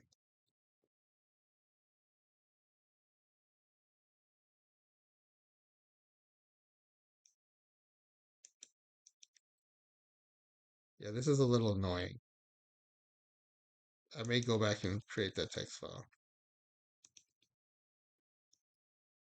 Okay, so here's our Edwin Jackson. And the easiest way to get him on your team is go to editor. And within editor, you can just reassign him to a team. Um, team information at the very bottom here, team information, select new team. So in the major leagues, he right now he's a free agent. We can just assign him to franchise time machine. And now he's on our team. And sorry, my dog is dreaming. You might hear him whimpering in the background while he dreams. Um, oh yeah, I have to scroll up. So Edwin Jackson, I'm gonna just add to his name 2008 TBR. So now, whenever we see him in the game, we'll know which Edwin Jackson is. And some of these fields in editor, you have to hit enter or the change won't go through it. I think name is one of them. So we're gonna hit enter to make sure that new name gets saved. Because if you don't do that, if you leave the page and come back, it'll revert back, but it hasn't. So you can see now this is how he'll appear in the game, which is exactly what we want. This is great. So let me see what we see in the profile that might help us. Oh, okay. If we look at his career stats, the most recent stat is 2007. So we would know that this is the 2008 version. So I think we can just I think we're better off doing the mass importing then.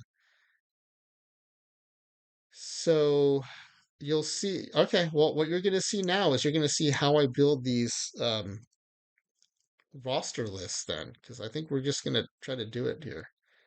Um, to make it simple, I'm just going to copy this and create a new page, dump this in, and then I'm just going to basically consume it as I go. So this is going to stay the same. We want 2008, and we want to send it to the franchise time machine team. So now we know that we want a bunch of these. So I'm just going to copy this and paste it 5 more times because there's 6 of him coming. And then we're just going to change the year each time. So we want the 2009. We want the 2010. We want the 2011. We want the 2012. And we want the 2013. Okay, great. And then I can delete these. Now I'm going to still want this list for reference, which is why I copied into this new sheet because this is the one I'm going to feed into the game. But I want to because it needs to be in this format. But I wanted to keep this original format separately because I find it useful for renaming the players. So for Octavio Dotel, it'll be 1999. Someone asked me if it could have spaces in it. I'm not sure what the answer is. For me, just to be safe, I've been leaving spaces out, but it's possible that it might work with spaces in it. So 2, 3, 4, 5, 6 of these, and we have 1999, 2002,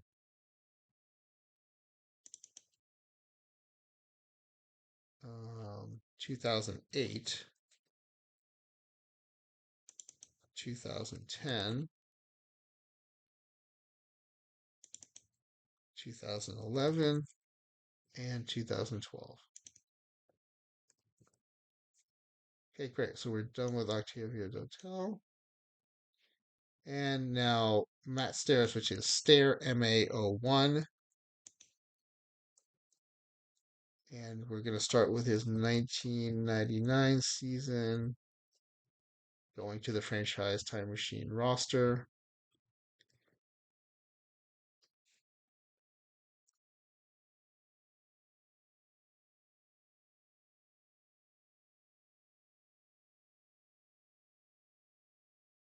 Let me scroll up a bit so you can keep seeing the screen. So we're going to paste this in 5 more times. And then the years are 2001, 2003, 2005, 2007. Oh, I forgot for the hitters, we need 7 seasons each because we have 14 hitters. So I need to, well, we'll just add it to this one. Comma, 2009. Oh, yeah, we went out of order a little bit because we're trying to decide which seasons to keep and take. So that is actually still correct. Okay, great. So now let me scroll a bit so you can, the way I crank this down, you're not seeing the bottom of the page. So it might get annoyingly small, but at least you can still see what I'm doing.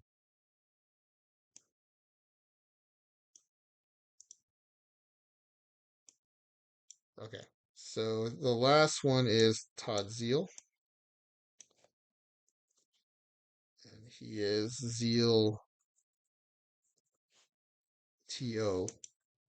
And the first season we're taking is his rookie season.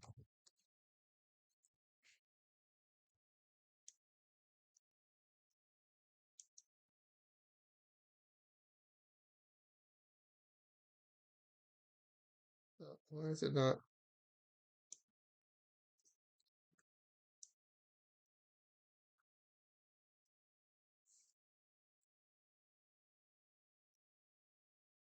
One, two, three, four, 5, 6, 7.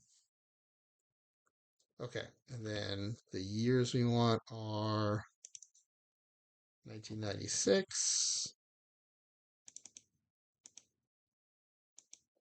1997, 1999, back to 1998, 2000 with the Mets, and 2002 with Colorado. Okay, great. So delete that. Okay, so there are 26 lines. Great. And we need to save this. And we are going to call it Jackson, Dotel, Zeile, and Stairs roster. Okay, so now we're going to go back into the game.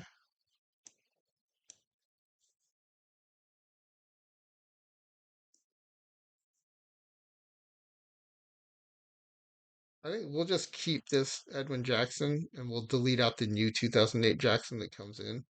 So now you'll get to see the other way to import players. We'll import players. We'll click here to select file. Here's our Jackson, Dotel, Zeile, and Stairs roster. And it's just going to mass import those 26 players now.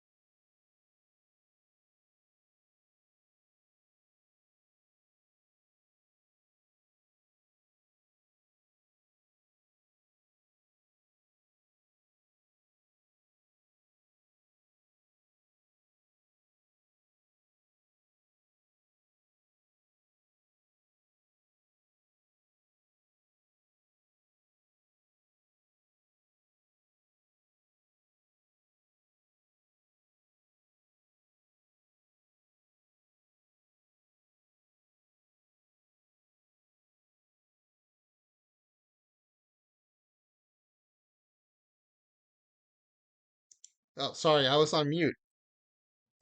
Achievement unlocked. Like any good streamer, I spend a bunch of time on mute. Thanks, Go Canucks. Thanks for letting me know. So yeah, I was just talking about. Um, it did not take 26 times as time 26 times as long to import that list of players. And I think, given that how much time would it taken to search for those players one at a time in the free agent pool, I thought the benefit would be I wouldn't have to figure out which player was which. But once we figured out that when we look at the player and we look at their player stats, we know that this is the 2010 Dotel because the last player stats is 2009. This is working exactly as I had hoped. So for every one of these, this is a 2010 Dotel. And I know that the 2000, because from my list, I know that 2010 Dotel pitched for Pittsburgh. So I'm going to call him, just add to his last name, 2010 Pittsburgh. And again, you have to hit enter for the, you don't have to do that for everything in editor, but for some reason for the names, if you don't hit enter, it won't actually like save it into the game. All right, we got three more Dotels to identify. This is a 2008 Dotel, and in 2008, that was the White Sox year for him.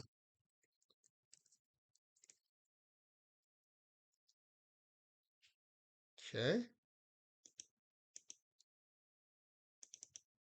And this is a, oh, no stats. So this must be the 1999 Dotel who pitched for the Mets. Right, this worked great. Hit enter to make sure it saves. And there is this profile. I mean, he's a good pitcher. Look at that stuff. Um, the control and the home run suppression a little weak, but look at this. He's got a 75 fastball, an 80 slider, a 75 curveball, 65 sinker. I mean, he's a good pitcher. All right. Wait a second. Do we have two rookie Dotels?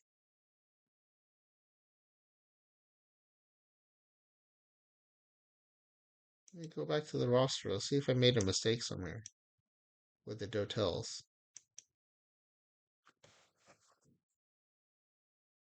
99, 2002, 2008, 2010, 2011, 2012. Yeah, I didn't screw that up. So why are there two versions of him with...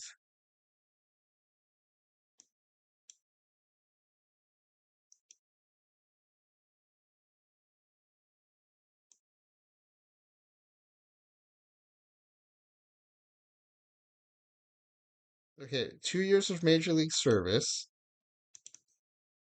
no Major League service. How does that make sense? All right, this is his age 25 season. Let's try it that way.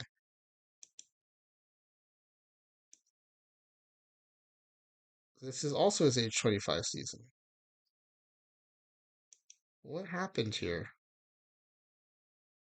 Oh, okay, there's a historical year in here, 1999. So then what's this one? Historical year 2002. That's weird. The 2002 Dotel has no history. Okay, well, we're gonna roll with it. This has happened before when every time we do the 1986 Mets back in time, um, Len Dexter, his service time disappears, so he keeps winning Rookie of the Year awards, even though he wasn't a rookie in '86. So this must be something like that. I'm not sure what's happening, but um, so that we know this is the 2002 Dotel. I didn't realize this field is here. This is very helpful, and I've learned something today.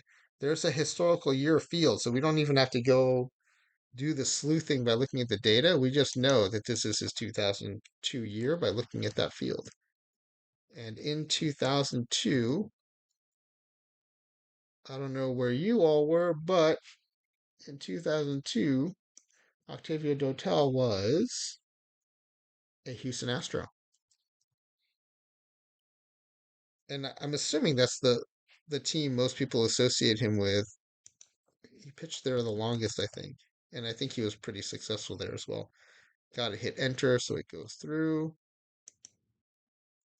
Great. I'm kind of curious to see how different the 2002 Dotel is from the 1999 with that both have no history. So I'm just going to look at the stuff, movement, and control. 85, 60, 55.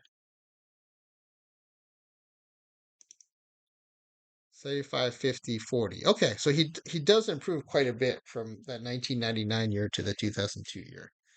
That's good to know. It wasn't for nothing that we did that. All right, now let's go to the Edwin Jacksons. This is his 2013 year. And in 2013, he was with the Chicago Cubs. Okay. Hit enter to save. All right, the next Edwin Jackson is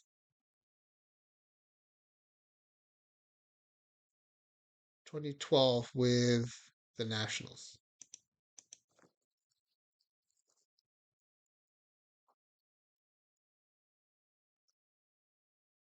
Okay, hit enter to save. The next one is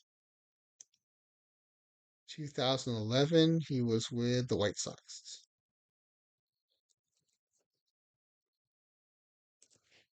Okay, I am really looking forward to seeing what the AI does with these pitchers and what the rotation and bullpen look like, and also the lineups.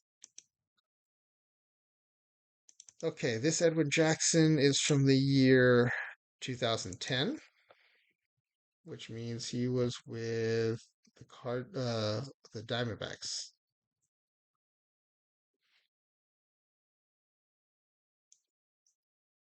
Okay, this one is 2009, which was Detroit.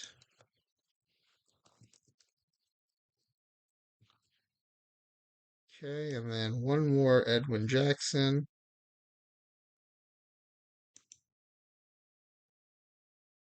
2008 year, Tampa Bay Rays.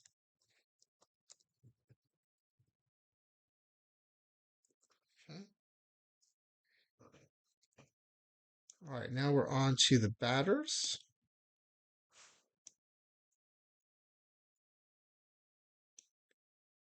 Let's just do it this way so now I don't have to scroll down every time. So Matt Stairs. The 2009 Matt Stairs is from Philly.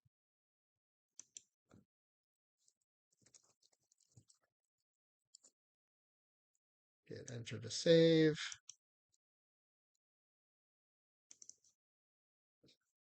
Okay, this Matt Stairs is from 2010. San Diego Padres. Oops, wrong field.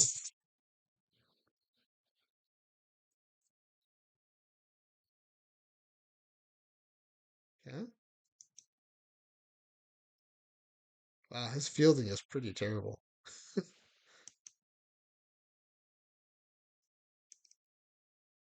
This Matt Stairs is from 2007, which means Toronto.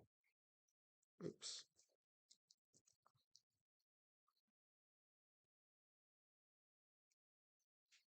Okay. I honestly think I forgot that Matt Stairs spent time in Toronto.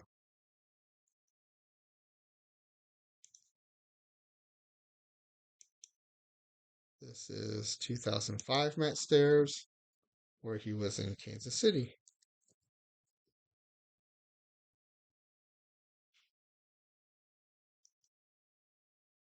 And oh, I forgot there's 7 of these each time. 14 batters. 2003, which means it is Pittsburgh.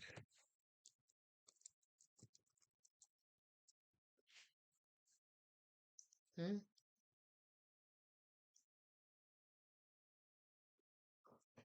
And this is going to be 2001, which is the Cubs.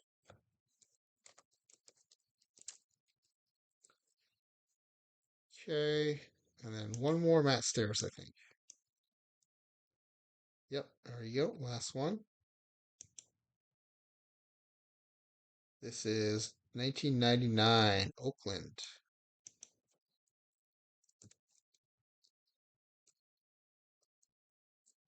Okay.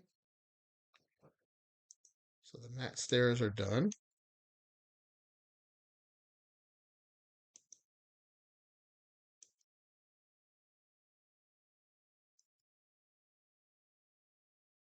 Kind of curious to see. You can, when you're in the roster, you can arrow up and down to kind of click through the lineup pretty fast. So Um, this version has left field and first base. This one has left field and right field. I'm looking for the year. Oh, now we're at Todd Zeiles. I thought it was Matt Stairs who had. Let's go back to BREF for a second.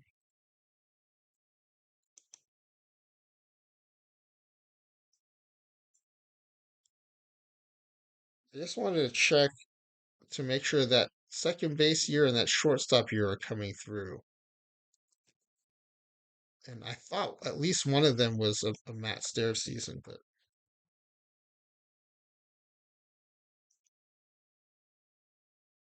okay. So Matt Stairs.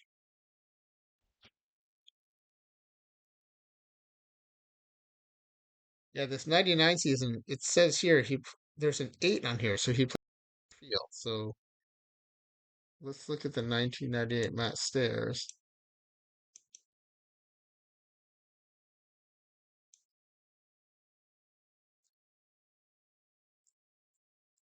Or 1988 or 1999? Which year was it? Did I grab the wrong year, Matt Stairs? No, it was 1999, and he has an 8 there. Just, I'll show you. I'm looking at this again. It is 19, no, 1999. There is an 8 there for defense. Let me see how many games. I'm assuming it was one game. 1999. One game at center field. But I want that game. I mean, that's part of the reason well, for that season at least, that was a great season. So it wasn't just that, but we want that center field represented. So the 1999 Matt Stairs does not have center field represented. So here's what I'm going to do. I'm going to go into, well, that's weird. This only has one position. That baseball reference says in 1999 he played right field, but also first base and center field. And that games by position reflects that too. 1999. One game at center field, one game at first base. I mean, it's just one game, but it should be in here. So I'm going to editor and Matt Stairs and see why.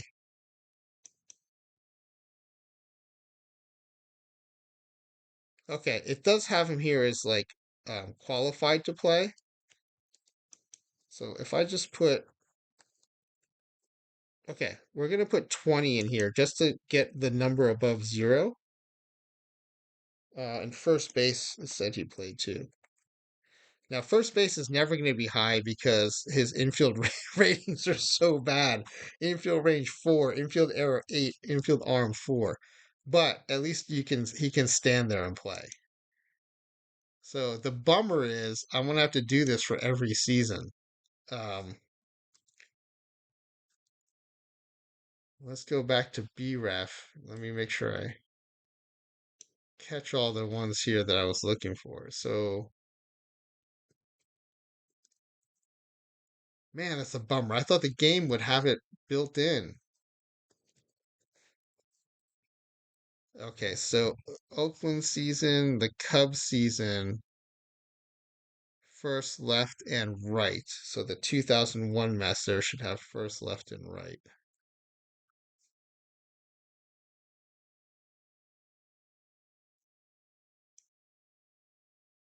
He just has first and left.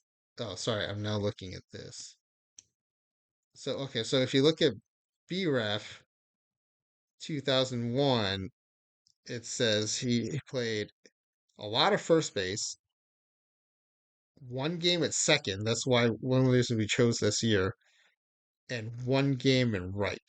So it was mostly first base and left field, and one game each at second and right.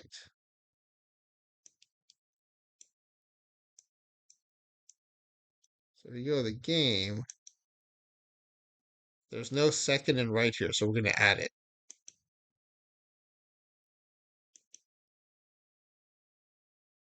Second base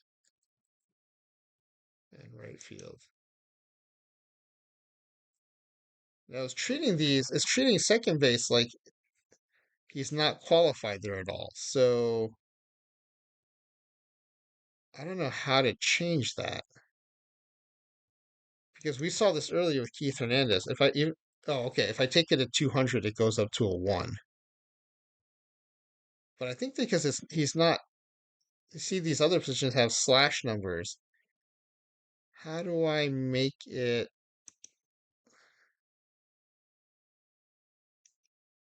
Okay, that's a question. I'm going to ask this in the forums tomorrow. How do I add a slash number?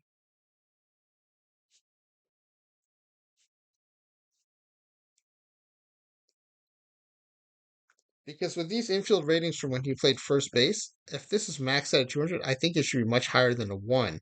The only thing I suspect is because it didn't have a slash number, it's almost like he's not qualified to learn that position. So where do I change that?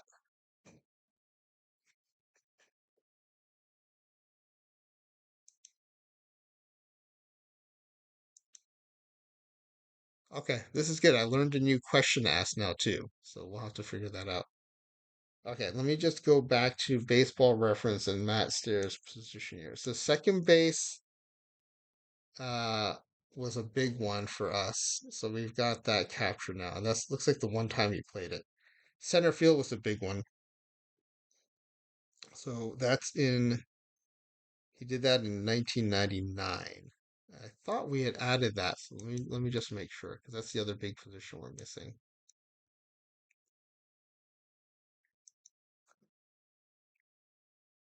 Yeah, we did add center field here, so we're good to go. Okay. All right. Well, bummer that we had to do that manually, but at least we know how. And now you know how.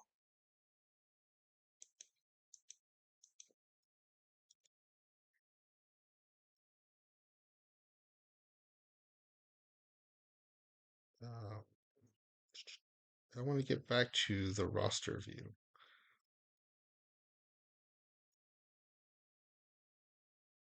Okay. So the Matt Stairs were all added, and then let's add the Todd Zeiles. All right. This is his 2002 card when he was in Colorado.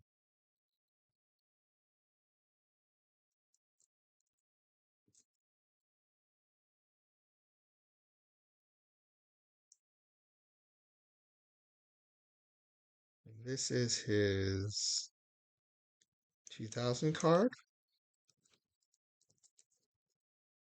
when he was with the Mets.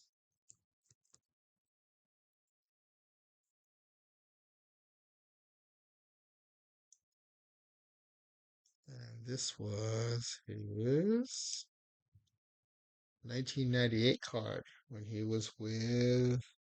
Wait a second, 1998. We didn't choose 1998, did we? Oh, yes, we did. Florida.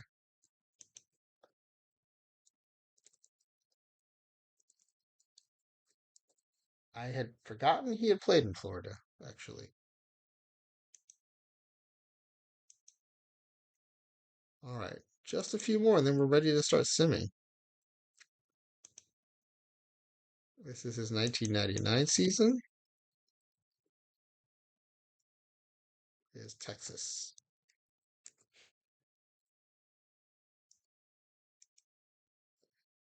And then we have his 1997 season with the Dodgers.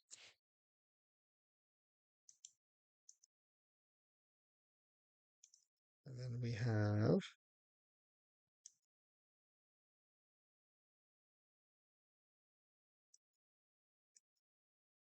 '96 season. Philly.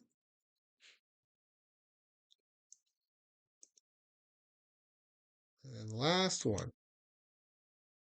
This is his 1990 season. St. Louis. Okay, now let's go to Todd Zeiles baseball reference, and let's make sure we give him all the positions we need.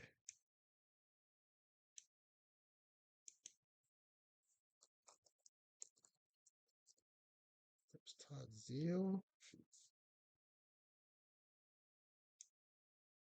All right, so we want this games by position.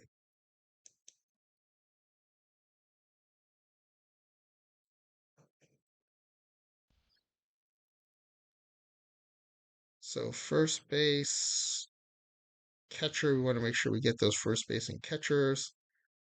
And he plays some left field, very little, but a little bit. No second base, no shortstop, a tiny bit of left field. So really, let's look for those catcher years. Oh, and a lot of third base, a lot of third base.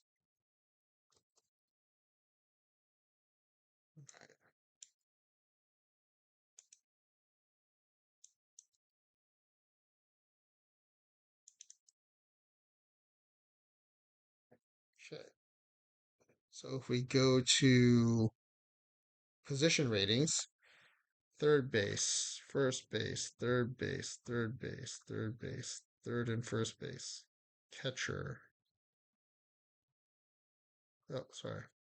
So we only have one catcher year with him. Let's see, he caught in 89 and 90. They're both in St. Louis, and we only have one St. Louis year. So let's see, he caught again in 2004, but we don't have the 2004 version of the Mets. We have the 2002 version of the Mets. But because he also caught with the Mets, I'm going to make an executive decision and in his Mets year, give him a little bit of catchers. And then we have two catchers. It's definitely a stretch because this is in 2000, and it's when he came back to the Mets in 2004 that he actually did the one or two games of catching. But I'm going to take a little bit of license with this and just give him a little bit of catching that year. Okay, part of the problem is he has no catcher profile. So what I'm going to do is I'm going to copy his catcher profile from the two. Um, I guess from the Cardinals version. I'll it'll be automatically tempered because he won't have a lot of experience in that Mets version. But his numbers are 105, 104, 122. 105, 104, 122, but it's going to be tempered by having a low experience number here. Even 50 is too high. Let's do 20. Is 20 not enough? 25, 25, 30, 40. Okay, I guess it has to be 50 or it's not registering. Okay, but at least he has some catcher there.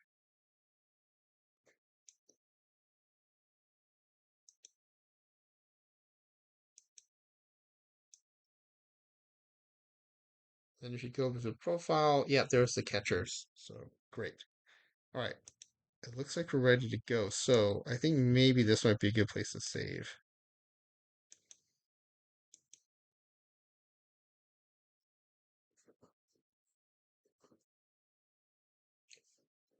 And I think once we do the rotation and lineups, we'll not just save, but also do a backup. That way, we don't, if we lose everything or lose something, we don't have to recreate it. Have a backup. Okay, so let's start with the pitching. All right, give us. Oh, we have two versions of the 2008 here. The one that I imported um, So let's delete one. Okay. All right, now we have 12. Good. So let's ask the pitching coach for the pitching staff.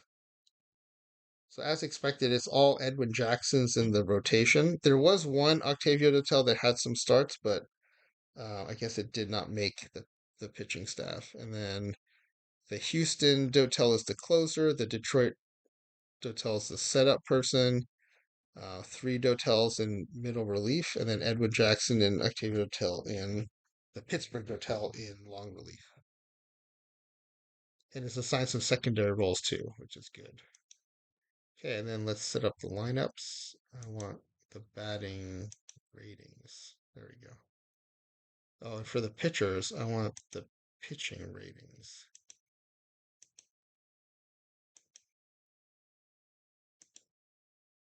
Okay.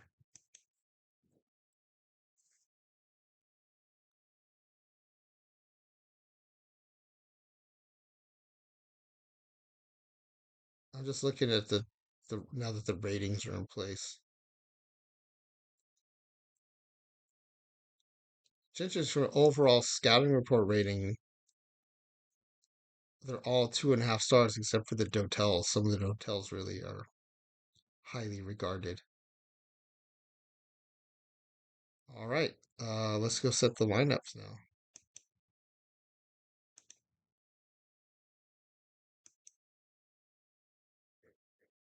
Good, good, good. Assigned all positions. The 1990 Todd Zeiles is not surprisingly catching. It's the 96 Phillies Dotel that's playing shortstop. So let's see what. There's definitely no rating at shortstop, but he did play a lot of third base that year, which I think bodes well for. Sorry, I got lost there.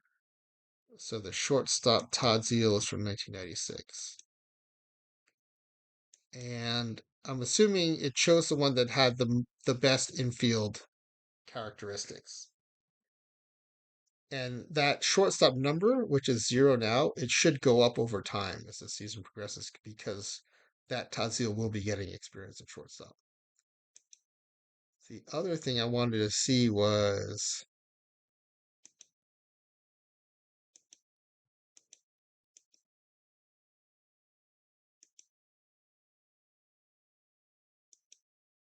you go this graphical depth chart to see who's backing up where. So yeah, that Mets Todd Zeiles, where we added a little bit of catching ability, is the backup catcher. It's interesting. There's a defensive substitution Todd Zeiles for Matt Stairs. Um, and then, okay, good. The lineups are a good mix of Zeiles and Stairs. So versus righties, there's one, two, three, four Zeiles. And so that means five Stairs.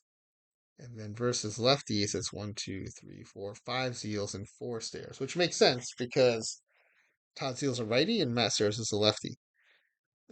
Not much room for lefty righty switches though. I feel like when I was getting into baseball in the 80s, there was a lot more like lineups with the lefty righty mixes so that you really couldn't bring in a loogie or a rookie, a lefty to face one batter. You couldn't bring the lefty to face three lefties, for example, because you have your lineup switching back and forth. But it's not doing it here, which is fine. Um, okay, this looks good. This looks good. So I think we're ready to we'll save this before we run the sim.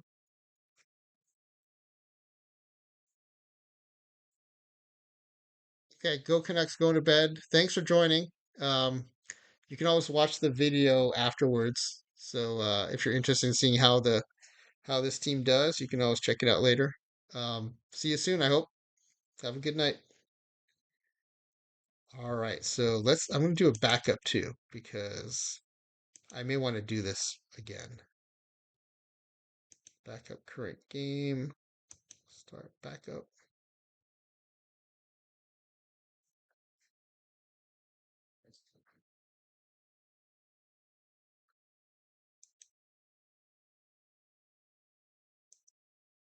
All right, let's go to You know what? I'm going to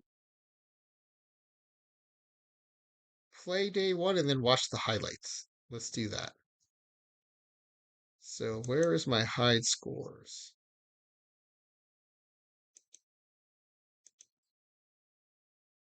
Show leaderboards? No, that's not what I want. I want hide scores. Is it from the manager's office?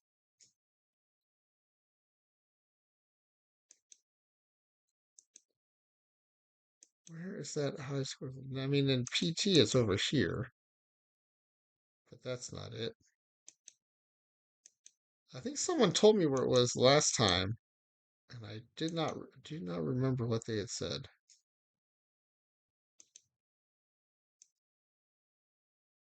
All right, well, I usually sim from the standings page.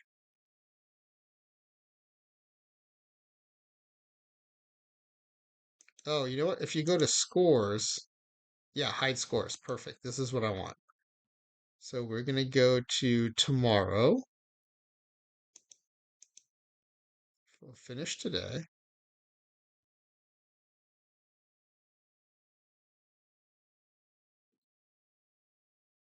Oh, this is great. We're going to get to watch the first game, or at least the highlights. I wonder who we're going to play. I think it's said. Let me see if I can. All right. Our game is against, there we are, against the Angels. All right. So we're going to hide scores. We're going to quick play the game.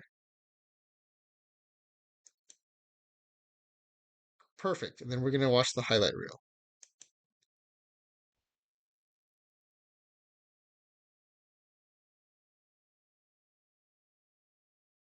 All right. So here's Todd Zeile up at bat.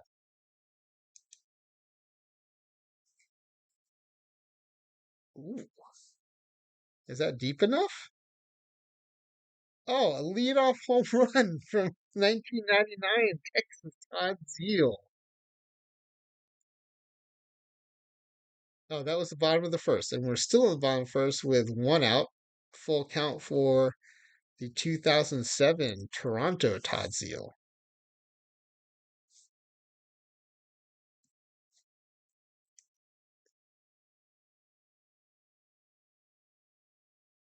Oh, is he going yard too? Gone. The Todd Zeiles are going yard. Okay, here's some Matt Stairs now. This is with his first team, Oakland, who we replaced for this sim. And Matt Stairs goes yard. Back to back to back.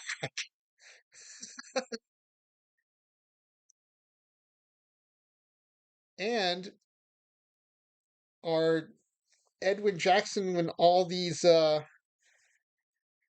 Matt Stairs and Todd Zeiles in the field are managing to shut out the Angels for 2 innings. Here's 97 Dodgers. Todd Zeile. Gone again? Wow. 429 feet. Okay, now let's see if we can play some defense. This is now the top of the fourth. We've given up 2 runs, so lost the shutout. Uh, start of the inning, start of the fourth inning. There's got 2 on, first and third with no out. And a bunch of Todd Zeiles and Matt Stairs. So Todd Zeiles mostly on the left side of the infield, Matt Stairs in the outfield and the right side of the infield, and of course a Todd Zeile catching.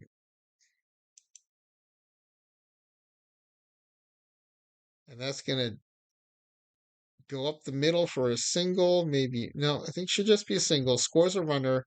The other runner from first stays on second. So 1 run scored, still no out, first and second for Taylor Ward. Bounce to the shortstop. Can we field it? We can. Nice play by Todd Zeile at shortstop. Okay, 1 out. You know what though? We're not gonna be turning many double plays, so it's gonna be hard to get out of these jams. It's first and third for Shohei Ohtani against Edwin Jackson from 2011 with the White Sox. And that's hit hard down the first base line. That's gonna be extra bases. Otani standing up in the second, and that drives in a run. Okay, that early lead is starting to slip away. 6-4 now. They're still up with one out. Runners on second and third for Mike Trout. And that's another one up the middle. I don't know that the defense would have mattered on that one, but 6-5 now, first and third for Brandon Drury. It looks like we've moved on to the 2008 Toronto Edwin Jackson, and that's a strikeout. We don't have the double plays because our fielding stinks up the middle, but we do have Edwin Jackson able to throw some gas. Gets a strikeout there, 2 outs, 2-2 count, and strikes out looking. All right, so that controls the damage, but they are up. Angels are up again in the top of the fifth. We did not score in the bottom of the fourth, so it's still 6-5. And that's going to drop in right field. Maybe extra bases. It rolls to the wall. Yeah, so Gio Urshela is in with a double. 1 out, full count for David Fletcher. Urshela still at second base. And check swing walks. Right, first and second. Need a double play here, but that's going to be a base hit in a center field.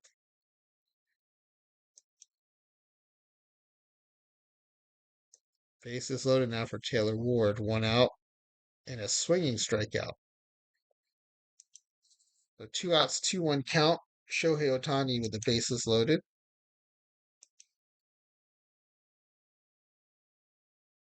Oh, that could be trouble. And that is gone. A grand slam. All right, we're down 9-6 now. Is the highlight just skipping ahead to the top of the eighth? We're still down 9-8. There's an Octavio Dotel from 1999 in the Mets on the mound. 2 outs and a 2-1 count facing Hunter Renfroe. Righty versus righty, and that looks like it's in the gap for extra bases. Matt Stairs throwing to cut off Matt Stairs. He throws to Todd Zeiles on the bag at second base. All right, so no damage done there. We're now at the bottom of the ninth. We're still down 9-6, but we have a Matt Stairs on first base, and the LA Dodgers Todd Zeiles at bat.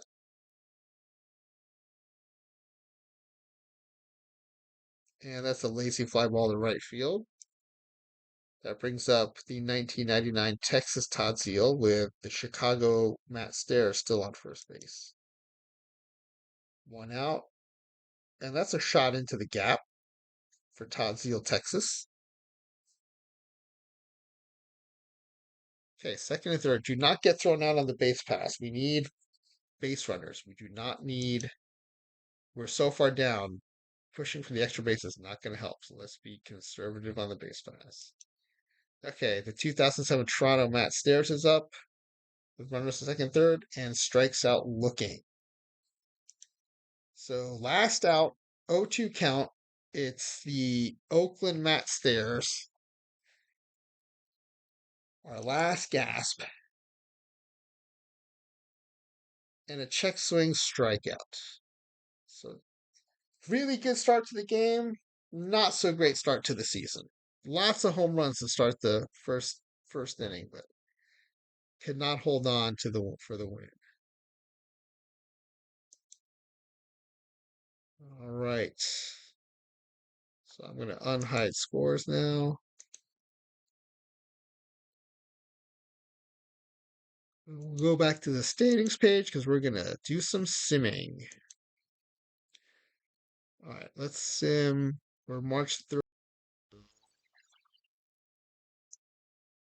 Let's sim to April 1st.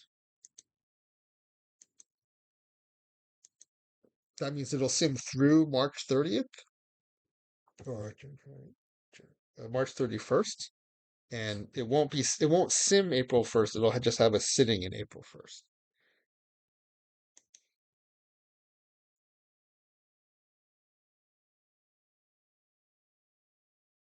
Oh, sorry, I meant to put May 1st. Well, now we can just do the month. That was silly of me.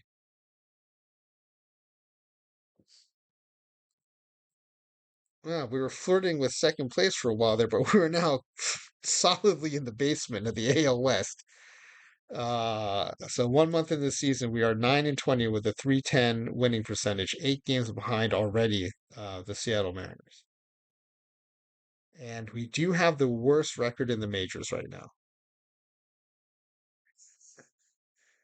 I didn't think we would be a powerhouse team. I also, though, didn't necessarily think we'd be at the bottom of the standings. Although I guess when you have a makeshift shortstop and center fielder, and frankly second baseman, that's those are some pretty critical defensive positions to be weak in. I will be curious to see though if our batting stats are competitive and it's the fielding, the defense and pitching that's suspect. But we'll see. We'll see at the end of the season. We'll do another month here. And you can see on the sides, you have the league leaders and offensive categories, and ours would be in yellow, just like our standings entry is, but we have had no one even popping up in the AL league leaders.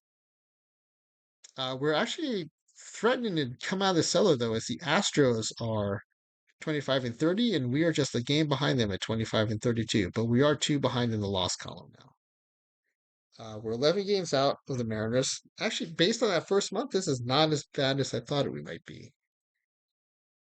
All right, let's sim to the All-Star game announcements, All-Star team announcements, and I doubt anyone on our team will be placing the All-Star running, but we'll see. We're out of the cellar at least. We've not the Astros though. We've jumped ahead of the Angels.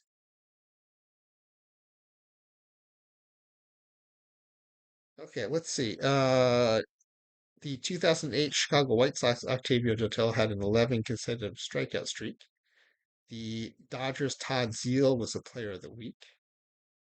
Um, the 2000 Pittsburgh Octavio Dotel had a six strikeout streak, and the 2007 Toronto Matt Stairs had a 7 consecutive on base streak. And then from the bullpen, the 2012 Dodgers, uh, shut up, Paul Sporer. Dotel had an 11-game shutdown streak. All right, let's sim another month. Oh no, wait. We're at the All-Star break. So let's see if. Oh no, I unchecked everything, so we're not getting All-Star game notifications. Oh, I didn't mean to do that. Is there a way I can see the All-Star voting? No, I don't want to do the voting. I want to see the voting. Okay, maybe if I sim the day right now, maybe I'll see.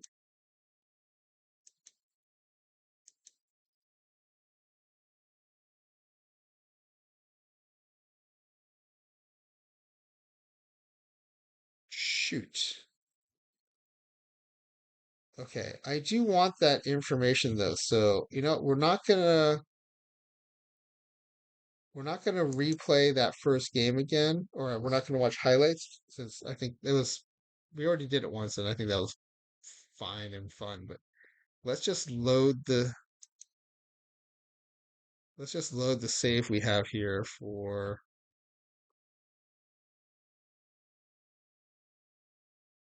this is experiment 2.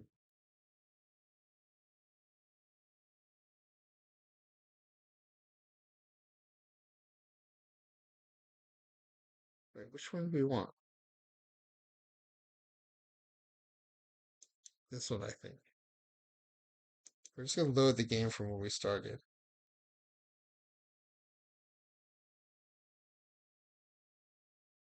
Wait, what? Load the game.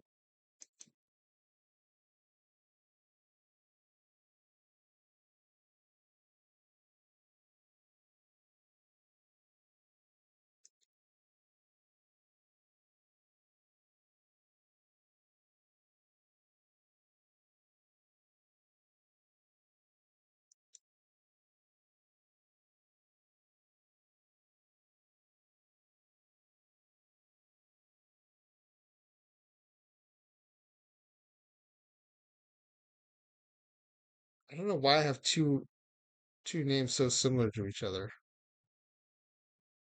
Saved.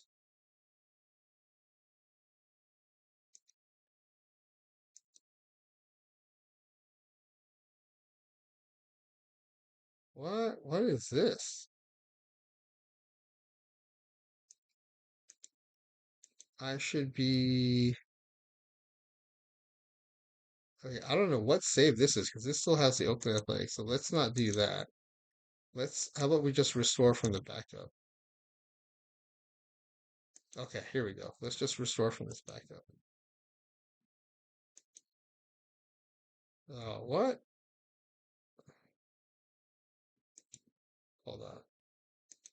I now know which one I want though. I want.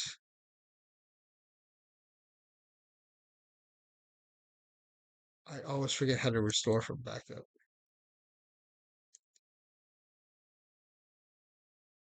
This is the one I want. Based on the name of that backup, this is the one that I want. Oh, game date July 10th. It looks like it saved it at the last, but it looks like it saved it. So I do have to restore from the backup if I wanted to get the All-Star voting results. Um, all right, why don't we do this? Let's finish out this sim. Actually, I can just see if we go to the All-Star game, we'll just see if we have anyone in the game.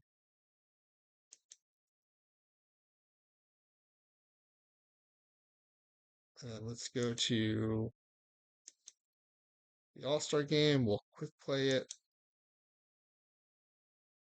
and then I'll check the box score to see if there's any of our team members on there. Okay, there's a Matt Stairs got in the game,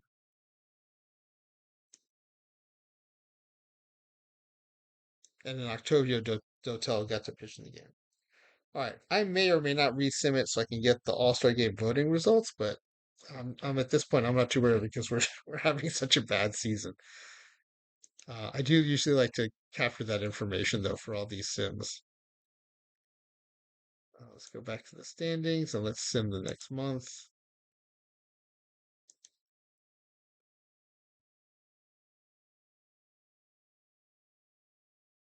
And we're back in the cellar, back in the basement of the AL West. Todd Zeile, 1999 Texas Todd Zeile had a 22 game hitting streak. That's impressive. And we are just about out of playoff contention, but let's keep going. And then I'll be curious to really see the end of season stats here. It's always interesting to look at, but I think this season in particular will be pretty interesting. Okay, the Texas Todd Zeile seems to be playing very well. 40 game on base streak. And the Dodgers Todd Zeile had a 5 game home run streak. Okay, at the roster expansion day, we are 59 and 75, 440 win percentage, 18 games behind the Mariners in the AL West. I don't even think we'd be in the standings for how far behind. Oh yeah, we are 11 and a half games behind a wild card spot. Okay, let's sim the rest of the month. Really, the rest of the season. Let's go to the regular season end. Oh, Todd Zeile is second in hitting streak at 22. That's the only offensive leader we have. And I'll be pleased if we get out of the cellar. No, we do not. We are 71 and 90, 19 games behind the Mariners and Astros, who tied for first place in the AL West. We had a 441 win percentage, which was not the worst in the majors. Our 71 wins are ahead of several teams. Let's see. We're ahead of the Royals, the White Sox, the Rockies, the Padres, the Reds, the Marlins. We're ahead of 6 teams. That's surprising. Well, we do have to play one more game out because we're at the regular season end. We have to finish the regular season end. And we finished 72 and 90. All right. before it processes the end of the regular season, let's look at the stats and take some screenshots. So we'll go to pitching stats. So here's the pitching staff. Be kind of curious to see what they did.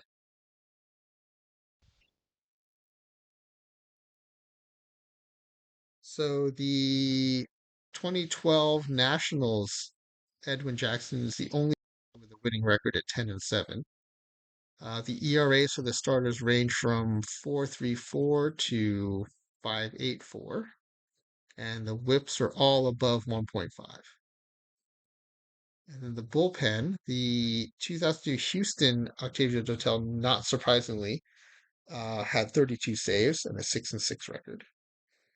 Um, and the lowest WHIP on the team was from the 2012 Detroit Tigers Octavio Dotel with a 1.21 WHIP and a 12.2 strikeouts per nine.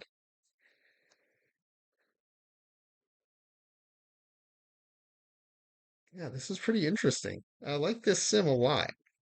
That was cool. Let's play out the postseason.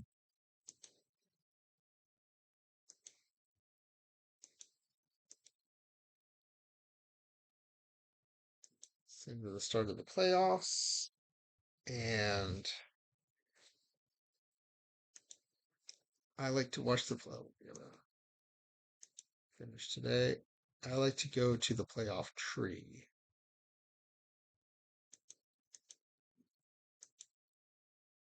Okay. I like this view, and we're going to sim. So the next playoff round. So the wild cards winners are the Orioles and the Phillies. Orioles will be playing Tampa Bay, and the Phillies move on to play the Braves. So we'll sim the next round. The Orioles sweep the Rays, and the Twins sweep the Mariners. On the other side, the Braves sweep the Phillies, and the Dodgers beat the Brewers 3 games to 1. Almost four sweeps there in the division series. Not great for the TV ratings. All right, we'll sim the league championship series. These are tighter races. All let's see, the Dodgers go into Game 7 to beat the Braves, and the Twins beat the Orioles in 6. So it's the Twins Dodgers World Series.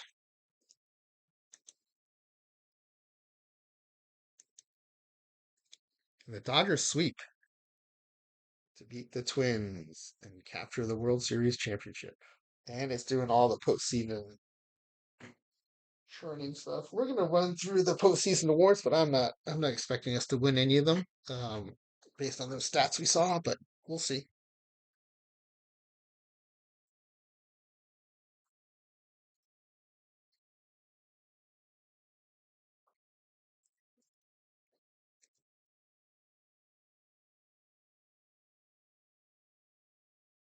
I mean, I guess I shouldn't be that surprised. I mean, one reason Jackson and Dotel bounced around so much is they weren't great. If they were really good, someone would have locked them down and signed them for, you would think sign them for long-term deals and stuff. And so I guess when you have different versions of journeyman pitchers, we shouldn't have expected too much. Um, Sterbs and Zeile, though, they did move around a lot, but I think of them as better than kind of what's reflected here. Our season score was 140. This is a poor score. It's also the lowest of any of the sims we've done. But I don't think the purpose to win a bunch of games or get a high score. It was just kind of see what would happen if you took multiple versions of the same players from different teams. The main thing they had in common is that they never stuck around one team for very long. So let's check out the postseason awards, see if we get anything, and then we'll call it a stream. So I usually do this through the inbox, and now I have the right emails coming, so we should see it. I'll delete everything so we can find it easier. And let's sim to the Great Gloves Awards. Oh, look at this. Matt Stairs, 2007 Toronto, won a Gold Glove as a left fielder. And what is this? Matt Stairs, 1999 Oakland, won as a center fielder? That seems ridiculous. That seems so ridiculous. Unbelievable. I don't know how that happened. I mean, this is a player we put in there as a 20 experience at center field. And for an outfielder who's not good at right or left field anyway. All right, well, I'm going to grab that, copy it. That's too funny. How did that happen?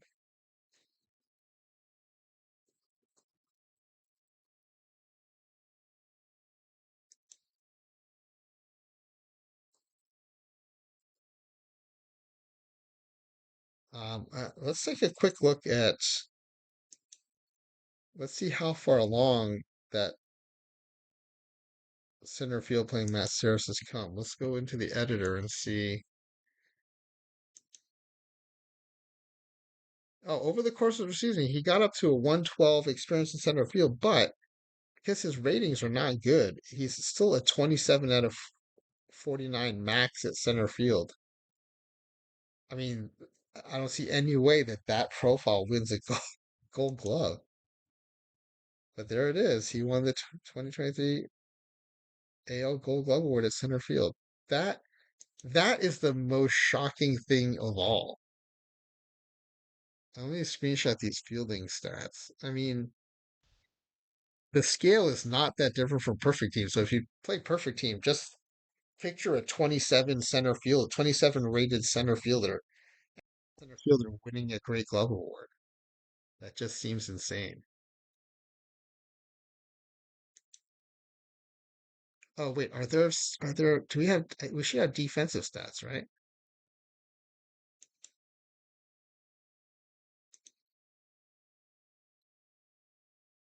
Defensive stats. Where are the defensive stats? Fielding stats.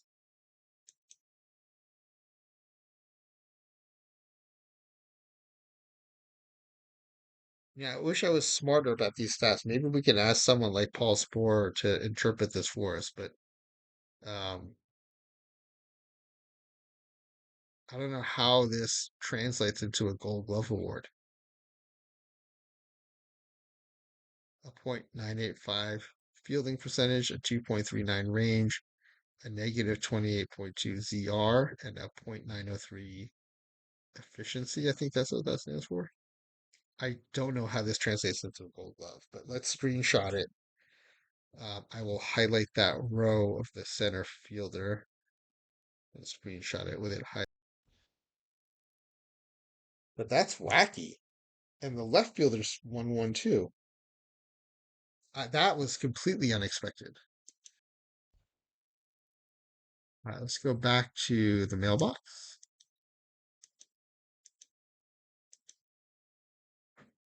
and send to the next award. This is reliever of the year.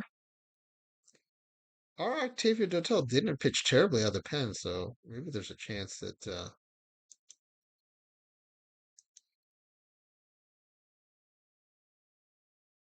nope, Octavio Dotel did not finish in the top 5 in voting.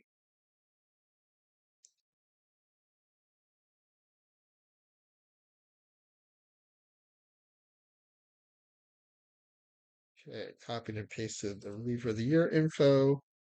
And now we will move on to Platinum Stick Awards. So there's no pop-up achievement, so we did not win one of these. Not surprising.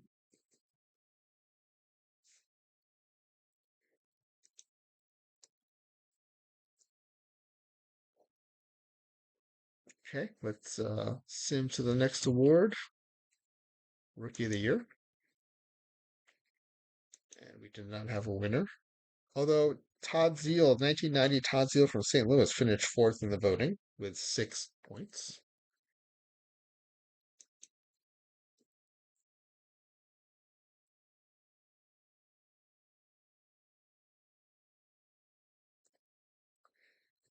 All right, let's move on to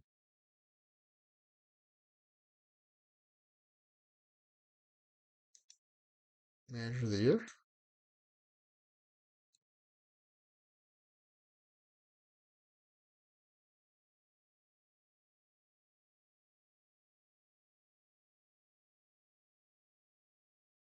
right. So our manager of the year was Kevin Cash of the Tampa Bay Rays. Okay, so yeah, so he's still with the okay. That makes sense.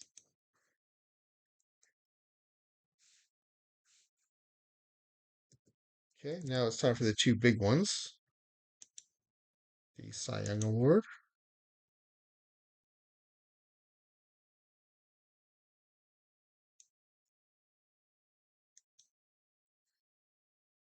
And Logan Gilbert of the Mariners wins with 28 of the first place votes. We did not have anyone in the running for this.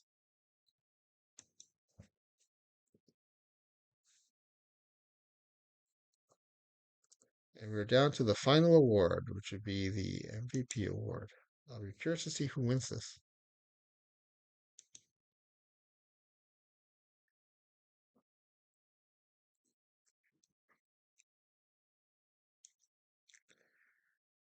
Let's see. Yeah, we have no one no one got a single MVP point from our team. And Aaron Judge wins the award. 21 first place votes versus 7 for Kyle Tucker. The point totals were pretty close, 373 versus 297, but Judge wins the Rookie of the Year with or not Rookie of the Year, MVP, with a 53 home run, 109 RBI, 262 average season. So, yeah, sorry, this is the MVP voting, not Rookie of the Year. So let me copy this. All right. Okay, I think we're ready to save this. Oh, I was just going to take a. We did look at our season stats, right? Oh wait, we didn't really take a close look at the batting stats because I got so involved in the fielding stats. So lots of double digit home runs, not to be that's not surprising considering we had a lineup full of Matt Stairs and Todd Zeiles, but home run totals ranging anywhere from this Todd Zeile from Florida got benched, so let's not count him. But of all the ones that got significant at bats, they all hit double digit home runs. So that's pretty impressive. The highs were the Dodgers Todd Zeile hitting 36, and two others, the Toronto 2007 and Pittsburgh 2003 Matt Stairs, also hitting over 30 home runs. The highest OPS we had was 832 from the Mets. Oh no, just edged out by the LA Dodgers 1997 Todd Zeile with 839 OPS.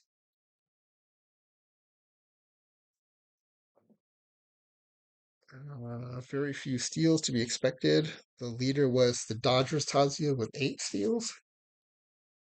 Um, Although every one of our players had more steals than caught stealing, it looks like. Oh, except this one, except the Colorado Todd Zeile, 0 steals and 1 caught steal. Okay, I'm gonna chalk that up as an interesting sim. I had fun doing it.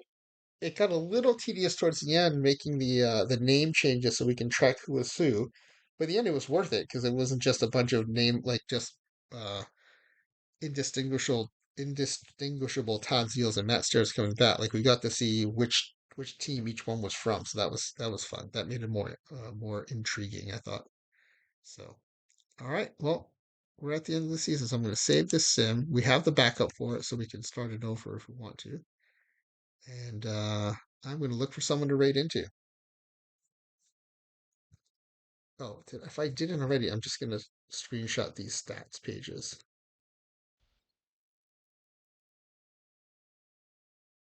I've noticed in the past, like questions have come up, so it would have been good to have screenshots instead of having the season each time. Okay, so we've got those. Uh, I think I got the tournament tree. Let me make sure I did. Oh, I think it might be gone. Yeah, I hope I took a screenshot of it.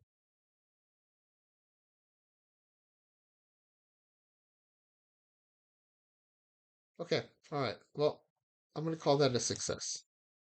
Successfully interesting and weird and fun. All right, let me look for someone to raid into.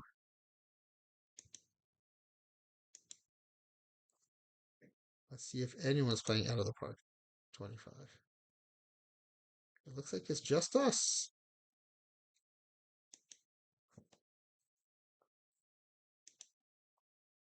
Is that right? Yeah, it's just us. Okay, well, I guess we will do a raid into Alf. I wasn't able to do it last night. It turns out the Alf stream was down, was off. So we'll try again.